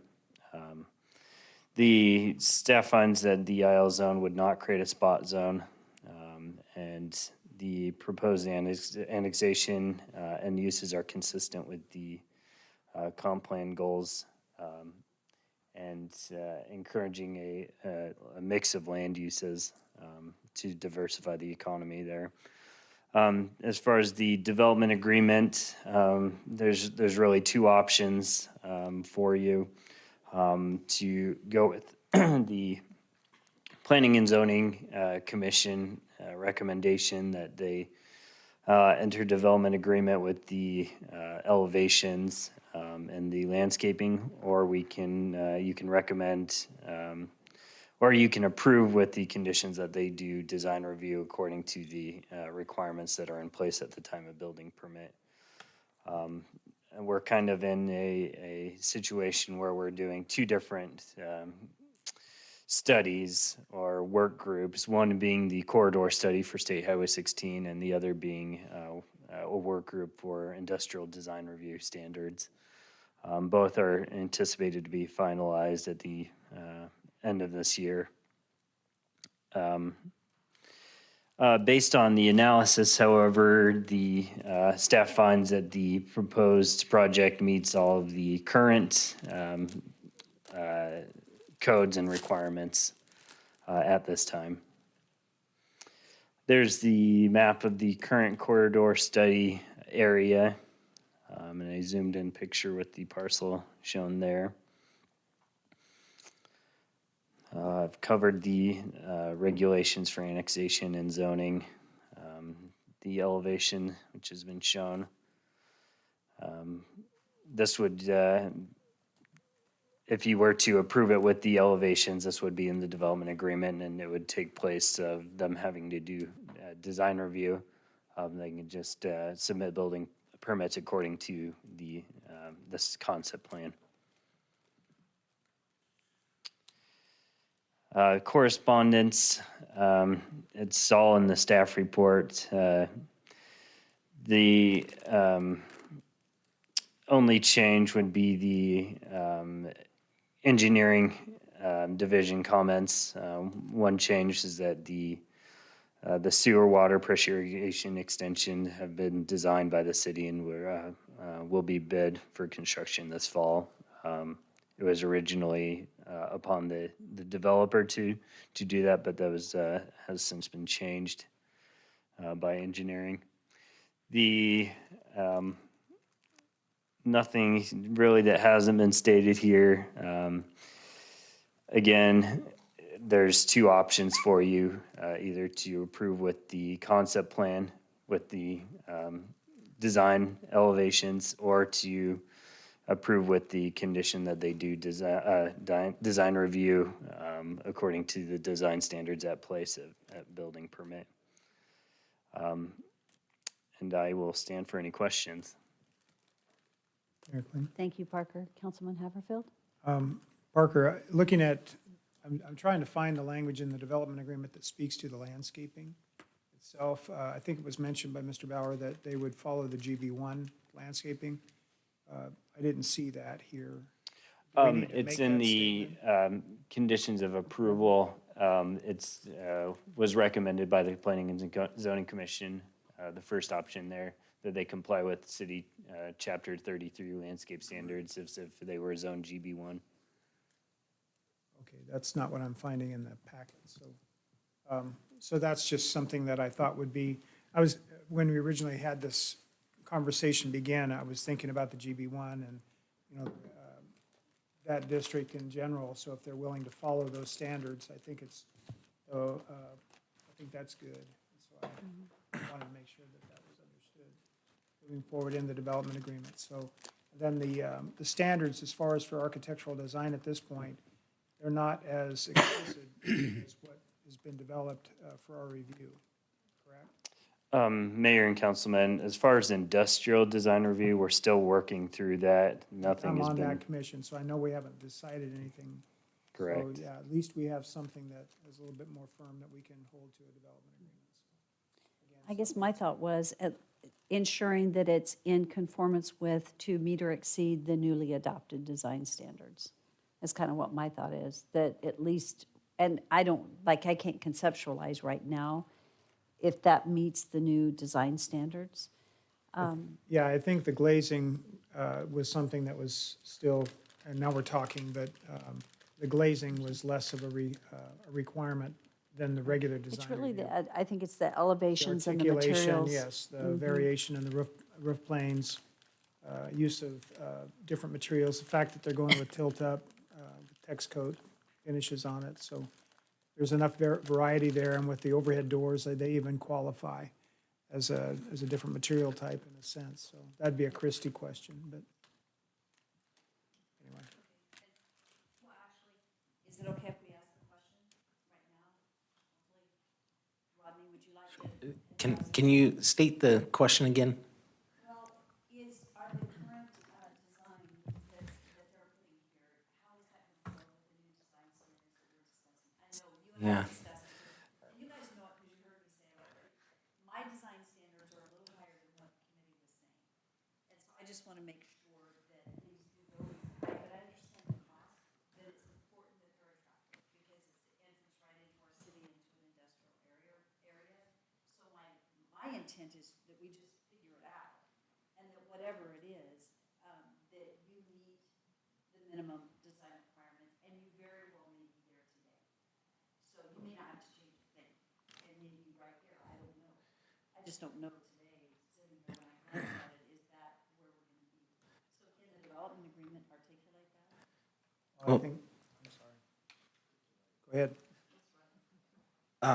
Mayor, again, we're, as a staff, we're just a little uncomfortable saying is it compliant with the standards or not, because we haven't had any standards approved. It's not come before anyone, and we have several options that we still need to work through. But the general idea of multiple materials, multiple colors, roof plane changes, it does do those things. In addition, as has been proposed on the condition number 8, it would comply with the GB1 zone landscape standards, which are above and beyond our typical landscape requirements. So, and just quickly, the reason that those conditions aren't in the existing development agreement is because the development agreement was proposed by the applicant. Then the Planning and Zoning Commission said, here, we have an idea, let's have the GB1 zoning landscaping put into here. And that was a part of their condition, not a part of the original development agreement that was presented. So that's why you don't see it in the development agreement. It's just a condition that was recommended by the Planning and Zoning Commission.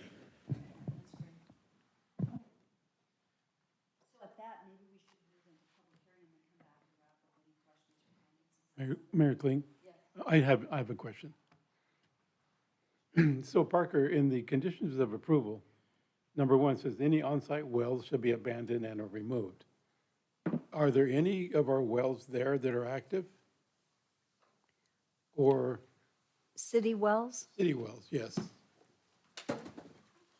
You know, they're going to be used for number 2, number 6, talk about Mayor, irrigation. Councilman Rodriguez, those are in reference to the existing wells that serve the existing residential properties that are there. That is not for any, there are no city facilities there currently. So so this company will be using those wells? They would abandon those. They're small residential type things. They would be abandoned and they will be connecting to city services. Okay, good. Daniel, Yes.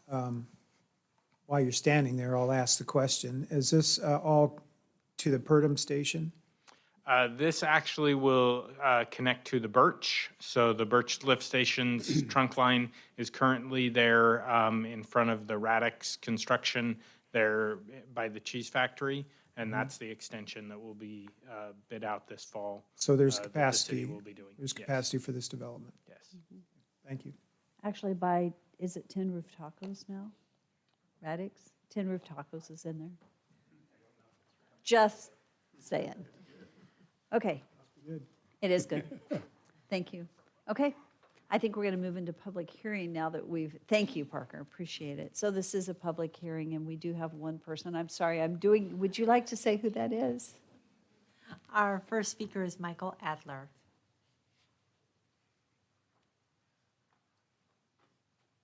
Good evening. Hi, I'm Michael Adler, 8556 West Emerald, Boise. And very good presentation. And as an industrial property owner in Nampa, I think it looks like a great project.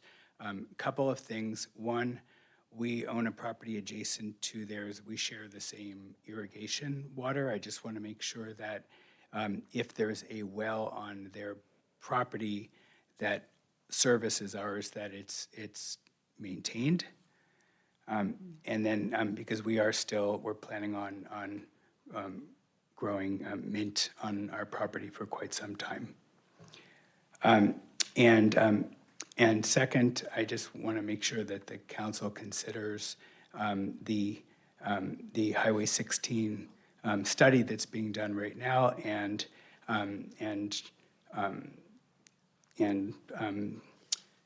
consider the recommendations that are being made, in that they're doing a lot of work, they're doing a lot of planning on it. I think it's going to be great, and this is a major interchange property, and it's something that the city should really consider the uses for. And that's it. So may I ask a question? Are you saying that, do you believe industrial is the right usage for that property? I don't know. I mean, I would assume that it's a use that the property can be used for. It's certainly close to a freeway off-ramp, so that's always good for industrial. But it could be good for hotels, it could be good for retail, it could be good for a drive-through Starbucks. It's right at a freeway interchange. And it's I know that but it's, they can do whatever they feel is right for their property, but, there are a lot of higher uses that could be used for that property. But it's just something that without the study being completed, we don't know. I mean, I'm waiting to see what the study says before we consider anything for our property.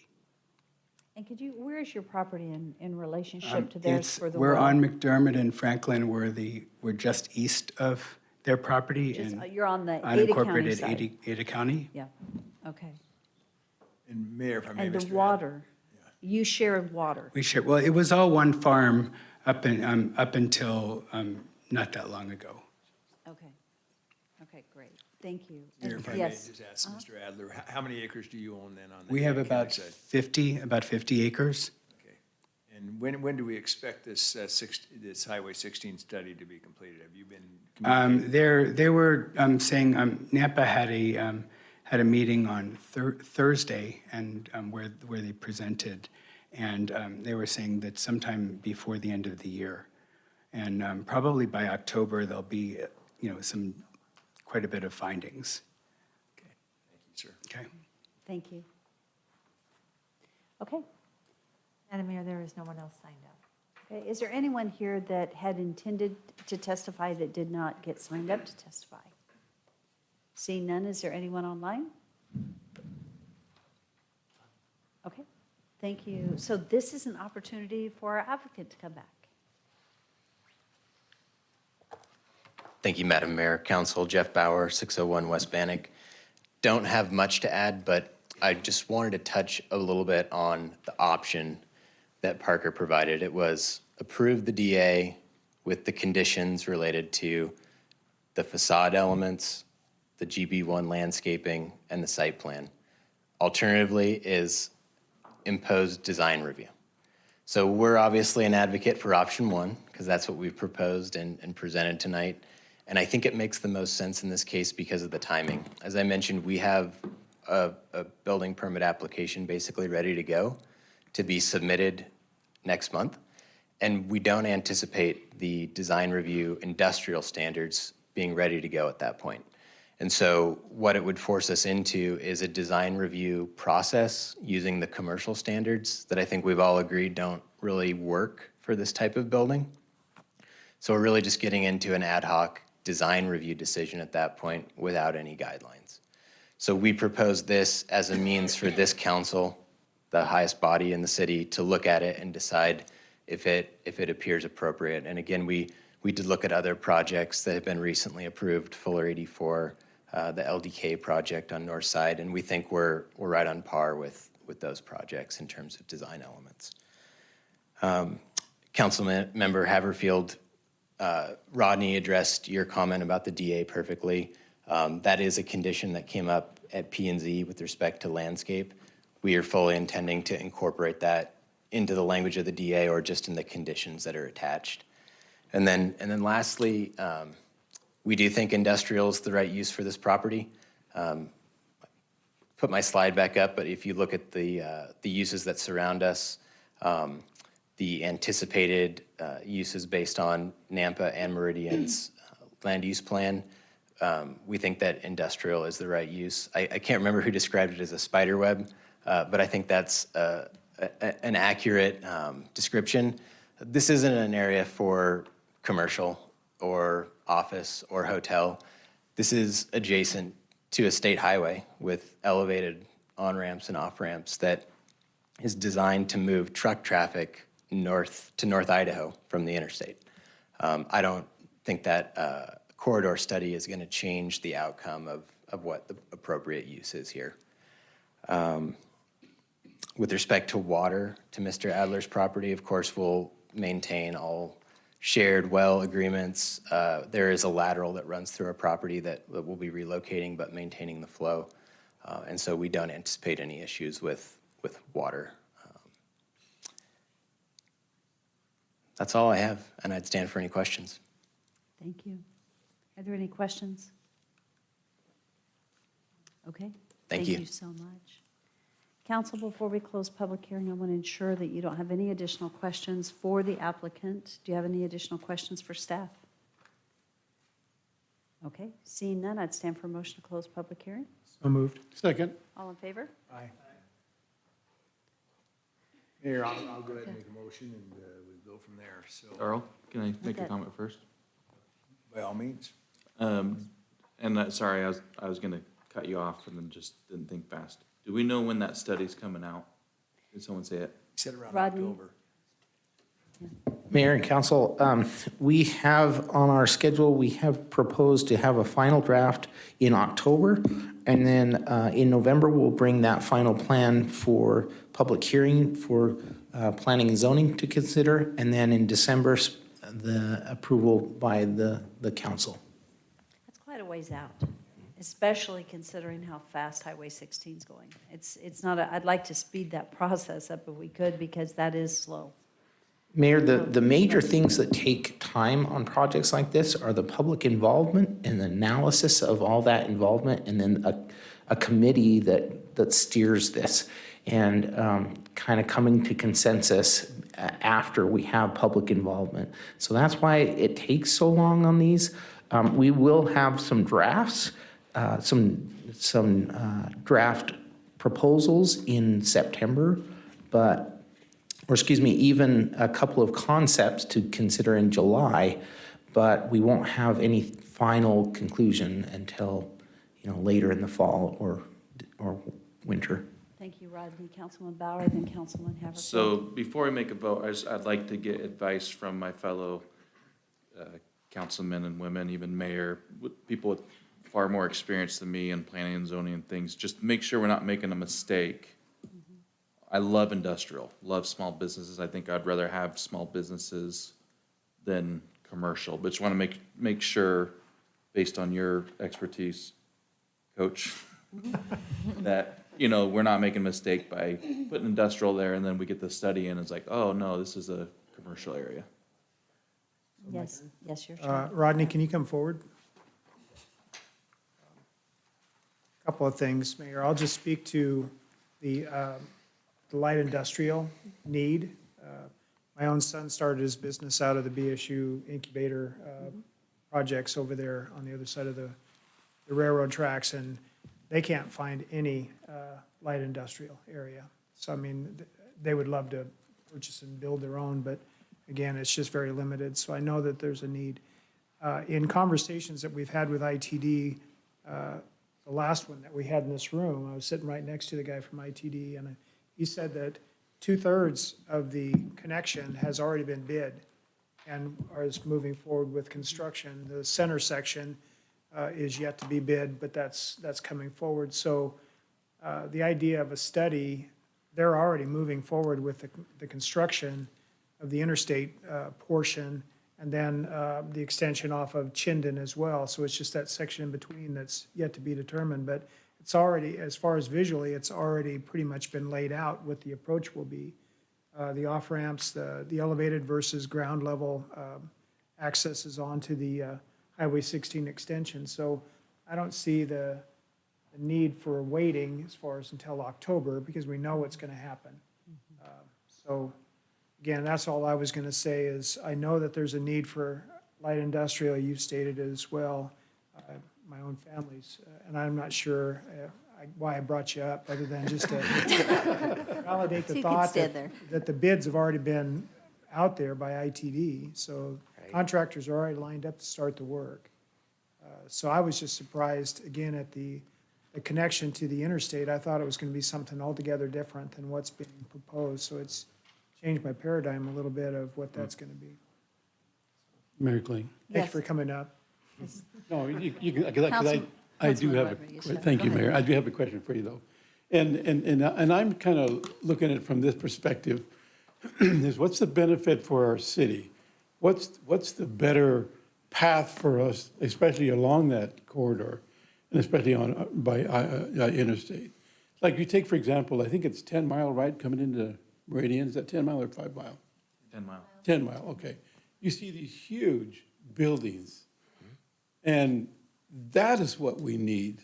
That's better for us in the long run rather than have an empty, well, yeah. So I'm thinking, is that more profitable for us, or is this proposal, which I do like, by the way, I'm just trying to figure out where we're going to end up in 10 years from this. So Mayor and Council, I'll try to respond to that. It's challenging because we're looking at land uses right now.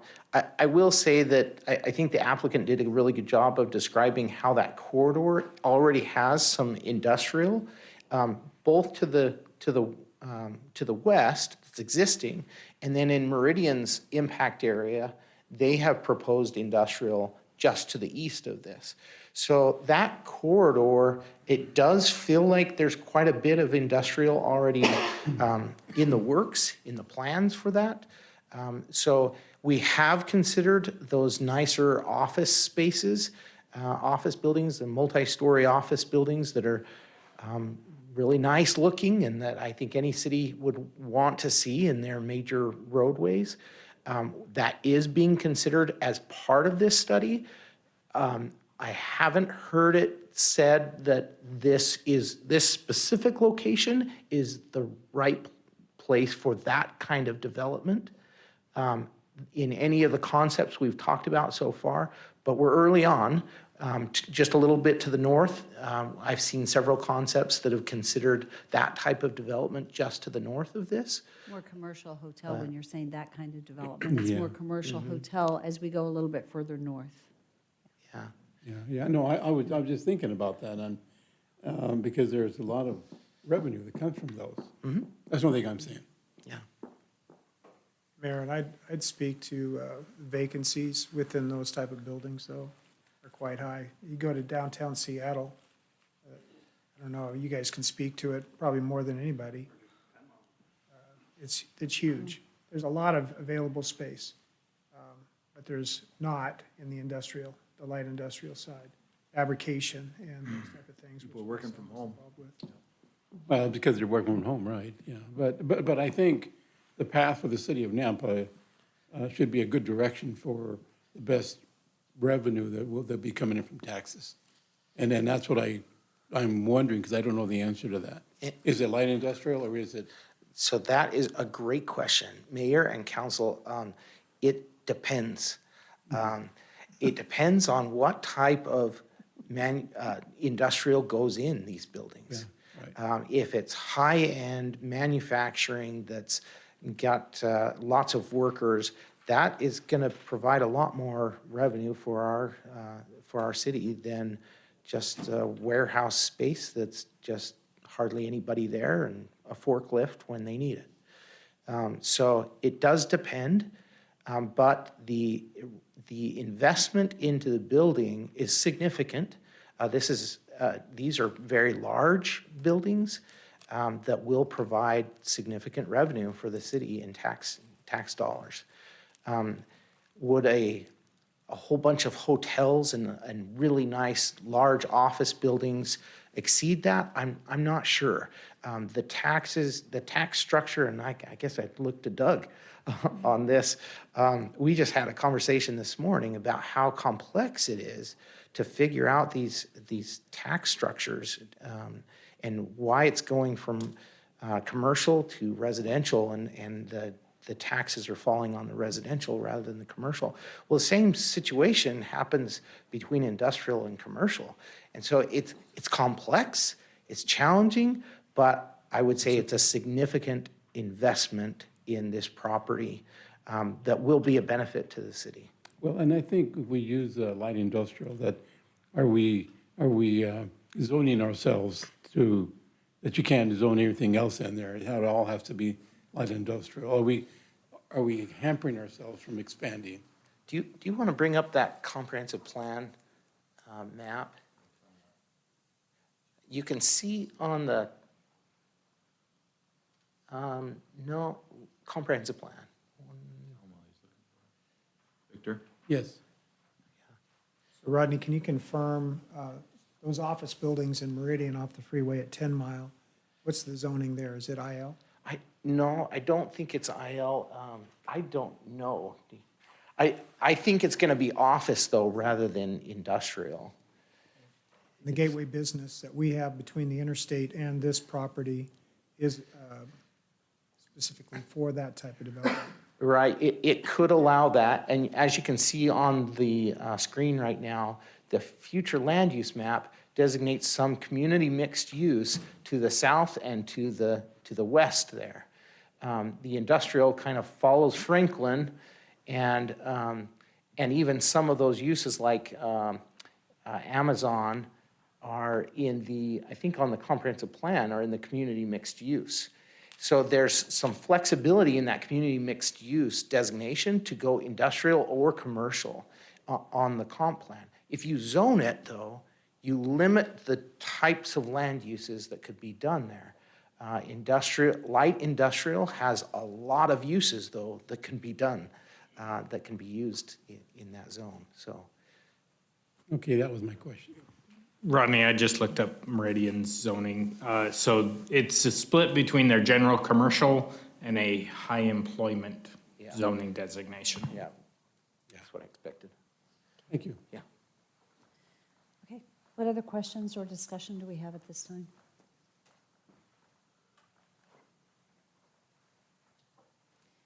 Okay, Need a motion? what is the, what is the will of the council? Need a motion to close the public hearing, or did we? And we're already done, we're just in council discussion and a motion time. Okay. Yeah, Sorry, I didn't mean to bring Rodney back up. no, that's okay. We can do that even though it's council discussion, so you're good. I'll go ahead, Yeah. I'll go ahead and make the motion again, and you guys can decide whether you want to go along or not.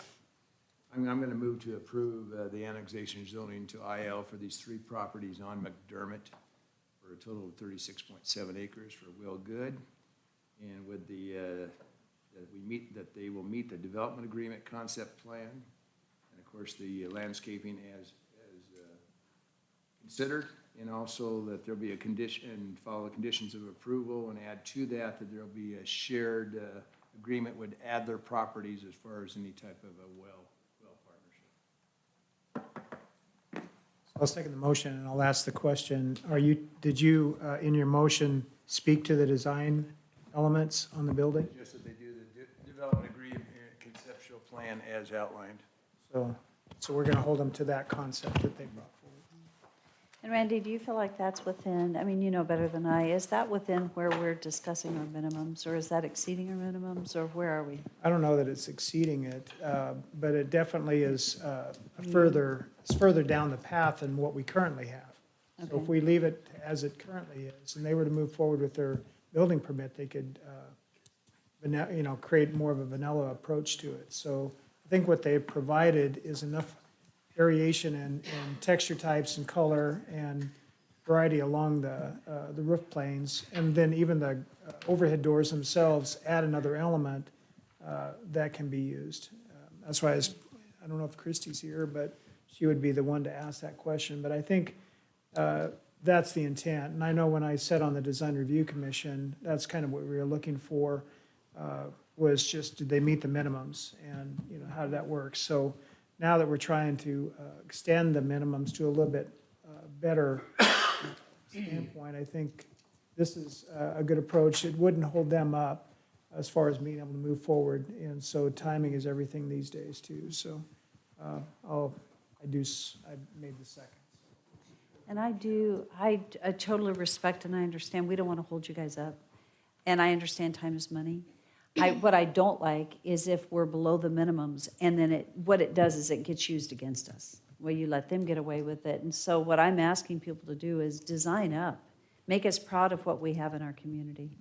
So with that, I think you guys know where I am on it, but I do agree and I support the fact that you need to move forward. You need to not get stuck, right? Because I would support anyone in that regard. So, okay, yes, Dale. Madam Mayor, just for clarification, Darrell mentioned well agreement. Yes. And we're telling them in the packet that they need to get rid of all their wells, so we just need to clarify that. Whatever water partnership they have, it's water Ada County property that there is an agreement. So Rodney, just to make sure you caught that, are you coming up to talk about the well, just to make sure that we get the motion right? Because maintaining the contiguous, right, Mayor and council, if there is a shared well, they're obligated to maintain any agreements that are in place. If it's just the surface water rights, State law requires them to maintain that service as well. It's covered. Yes. We don't even need that in there. Well, I would put it in just because, Doesn't necessarily hurt, but it may not do anything either. Just to feel good. Okay. yeah. Daniel. Okay, Mayor, Daniel, the fact that this is the end of the line, there's no shared, I mean, there's no latecomers hookup advantage that they have as far as in shared cost. Mayor, Councilman Haverfield, no, there will not. They will pay standard hookup fees, and depending on when exactly their building permits come in, the newly adopted utility impact fees, and that will be that. okay. Mayor, Yes. Mayor, sorry, that's I just want to make sure I'm very clear. So the top one that's on the screen is what was proposed in the motion? Is that Yes. correct? Okay. Yes, it was. Mayor, Yes. can I clarify one as well? Yes. Just on that agreement, it sounds like what staff is saying and what Councilmember Brunner agreed to was to maintain any existing agreements.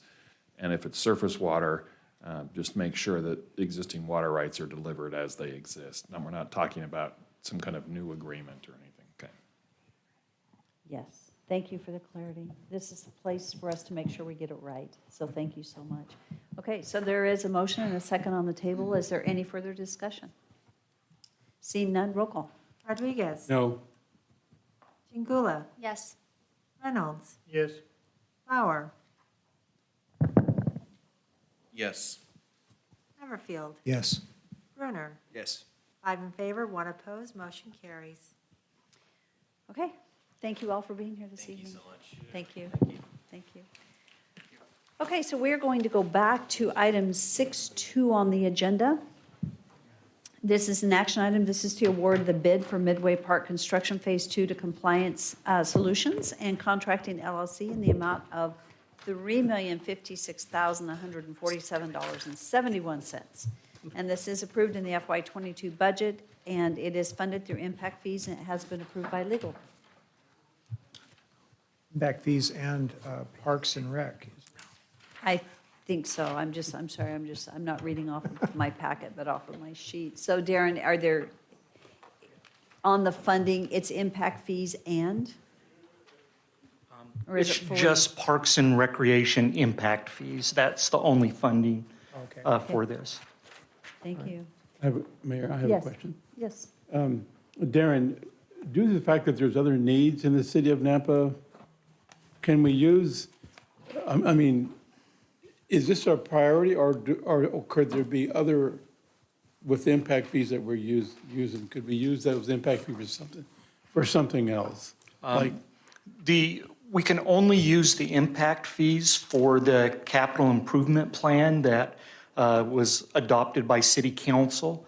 And so those particular things coming forward is to finish Midway Park, finish Brant Park, the dog park, and expansion of the rec center. And there might be a couple small, I think, some softball lights, that kind of thing. But typically, it has to follow within what's approved in the impact fee plan. okay, because I was kind of thinking of the senior citizens floor that needs revamped at the senior Okay, center. yeah. Can And I you do think some of that? the mayor and I, we've talked about, exploring funding, but this wouldn't be, that's a maintenance item, and this isn't due to growth. That's not due to, You're not allowed to use them for those purposes. No, I just want to clarify. Good question, though. Thank Yeah. you, Mayor. Yep, okay. Shall we, what's the will of the council on this one? Mayor, I'll make the motion to approve the request as presented to us in our packet tonight. Second. It's been moved and seconded. Is there any discussion? Roll call. Rodriguez. Yes. Brunner. Yes. Chingula. Yes. Bauer. Yes. Reynolds. Yes. Hammerfield. Yes. All in favor, motion carries. Spend it wisely. Thank you. thank you. Thank you. Don't get too far.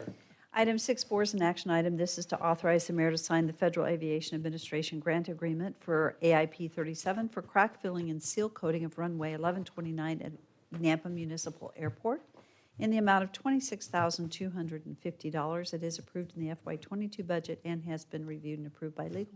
So moved. Second. It's been moved and seconded and third, and moved twice.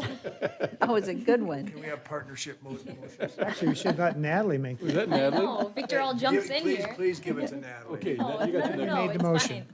fine. No, we're good. Okay, it's been moved and seconded. Any further discussion?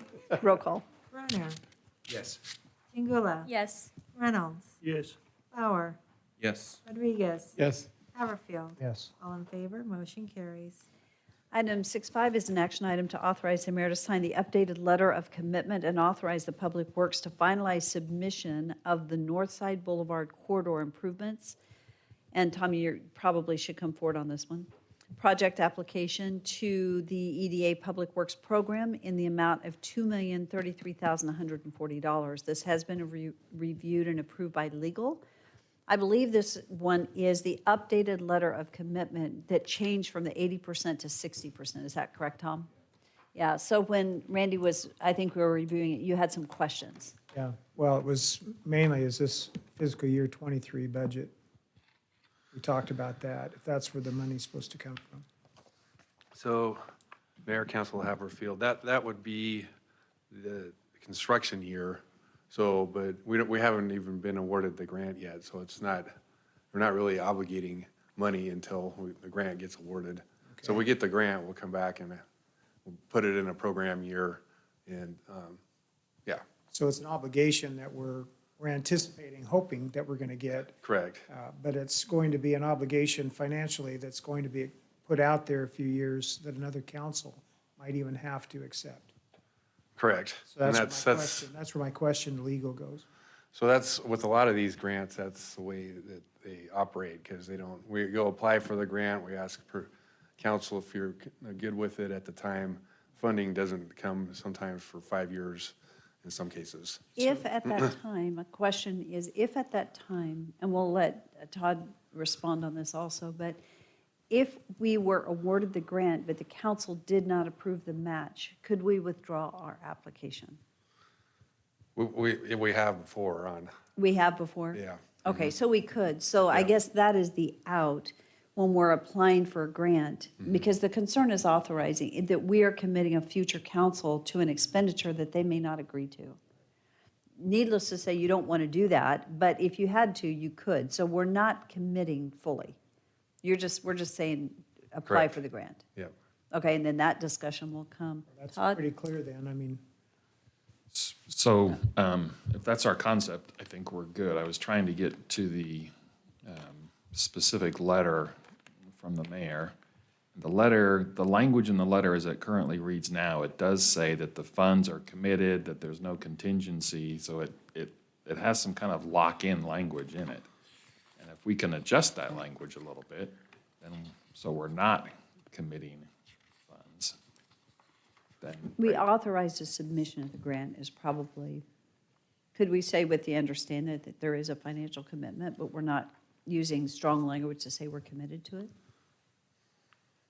Got to get to it. I don't know if, Tom, you got it in front of you, but it's toward the bottom of the draft letter for the mayor. I'm looking right now.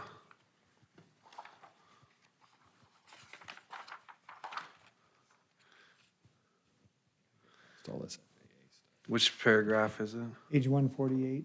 148? So if we can, this formula, we can change this and make it less committing, and I'm glad to, happy to do that. That's, Okay. before Mayor signs it. That would be the only, that was the only thing that gave me pause. Okay. Was the language in there that says, funds will be committed to the project for the period of performance, be available as needed, and not be conditioned or encumbered in any way that may preclude its use consistent with the requirements. Yeah, I see that paragraph, so we can make the adjustments to that. Okay.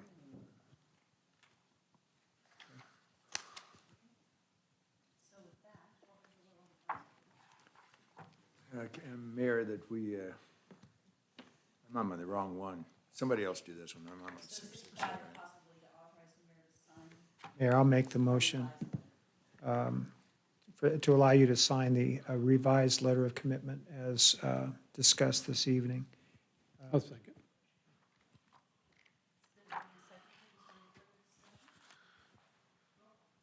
Brunner, Yes. Jingula, Yes. Reynolds, Yes. Bauer, Yes. Rodriguez, Yes. Haverfield. Yes. All in favor, motion carries.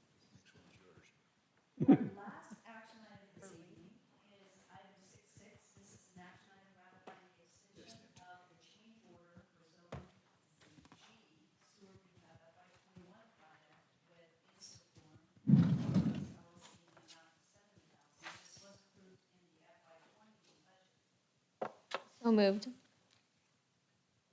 Second.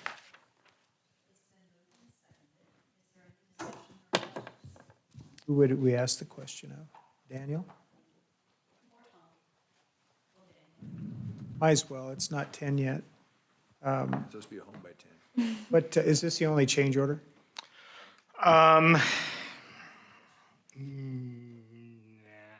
There was a deductive change order at the start to remove some other manholes not associated with these. I do not specifically remember what number change order we are, but we are still within budget. Okay. So if this is the, and the other was a deduct, this is an add of 70,000. Yes. Okay. Thank you.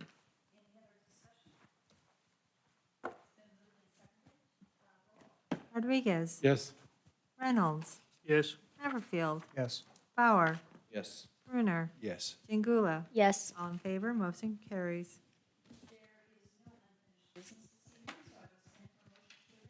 Yes. Here. 10 o'clock yet. Second.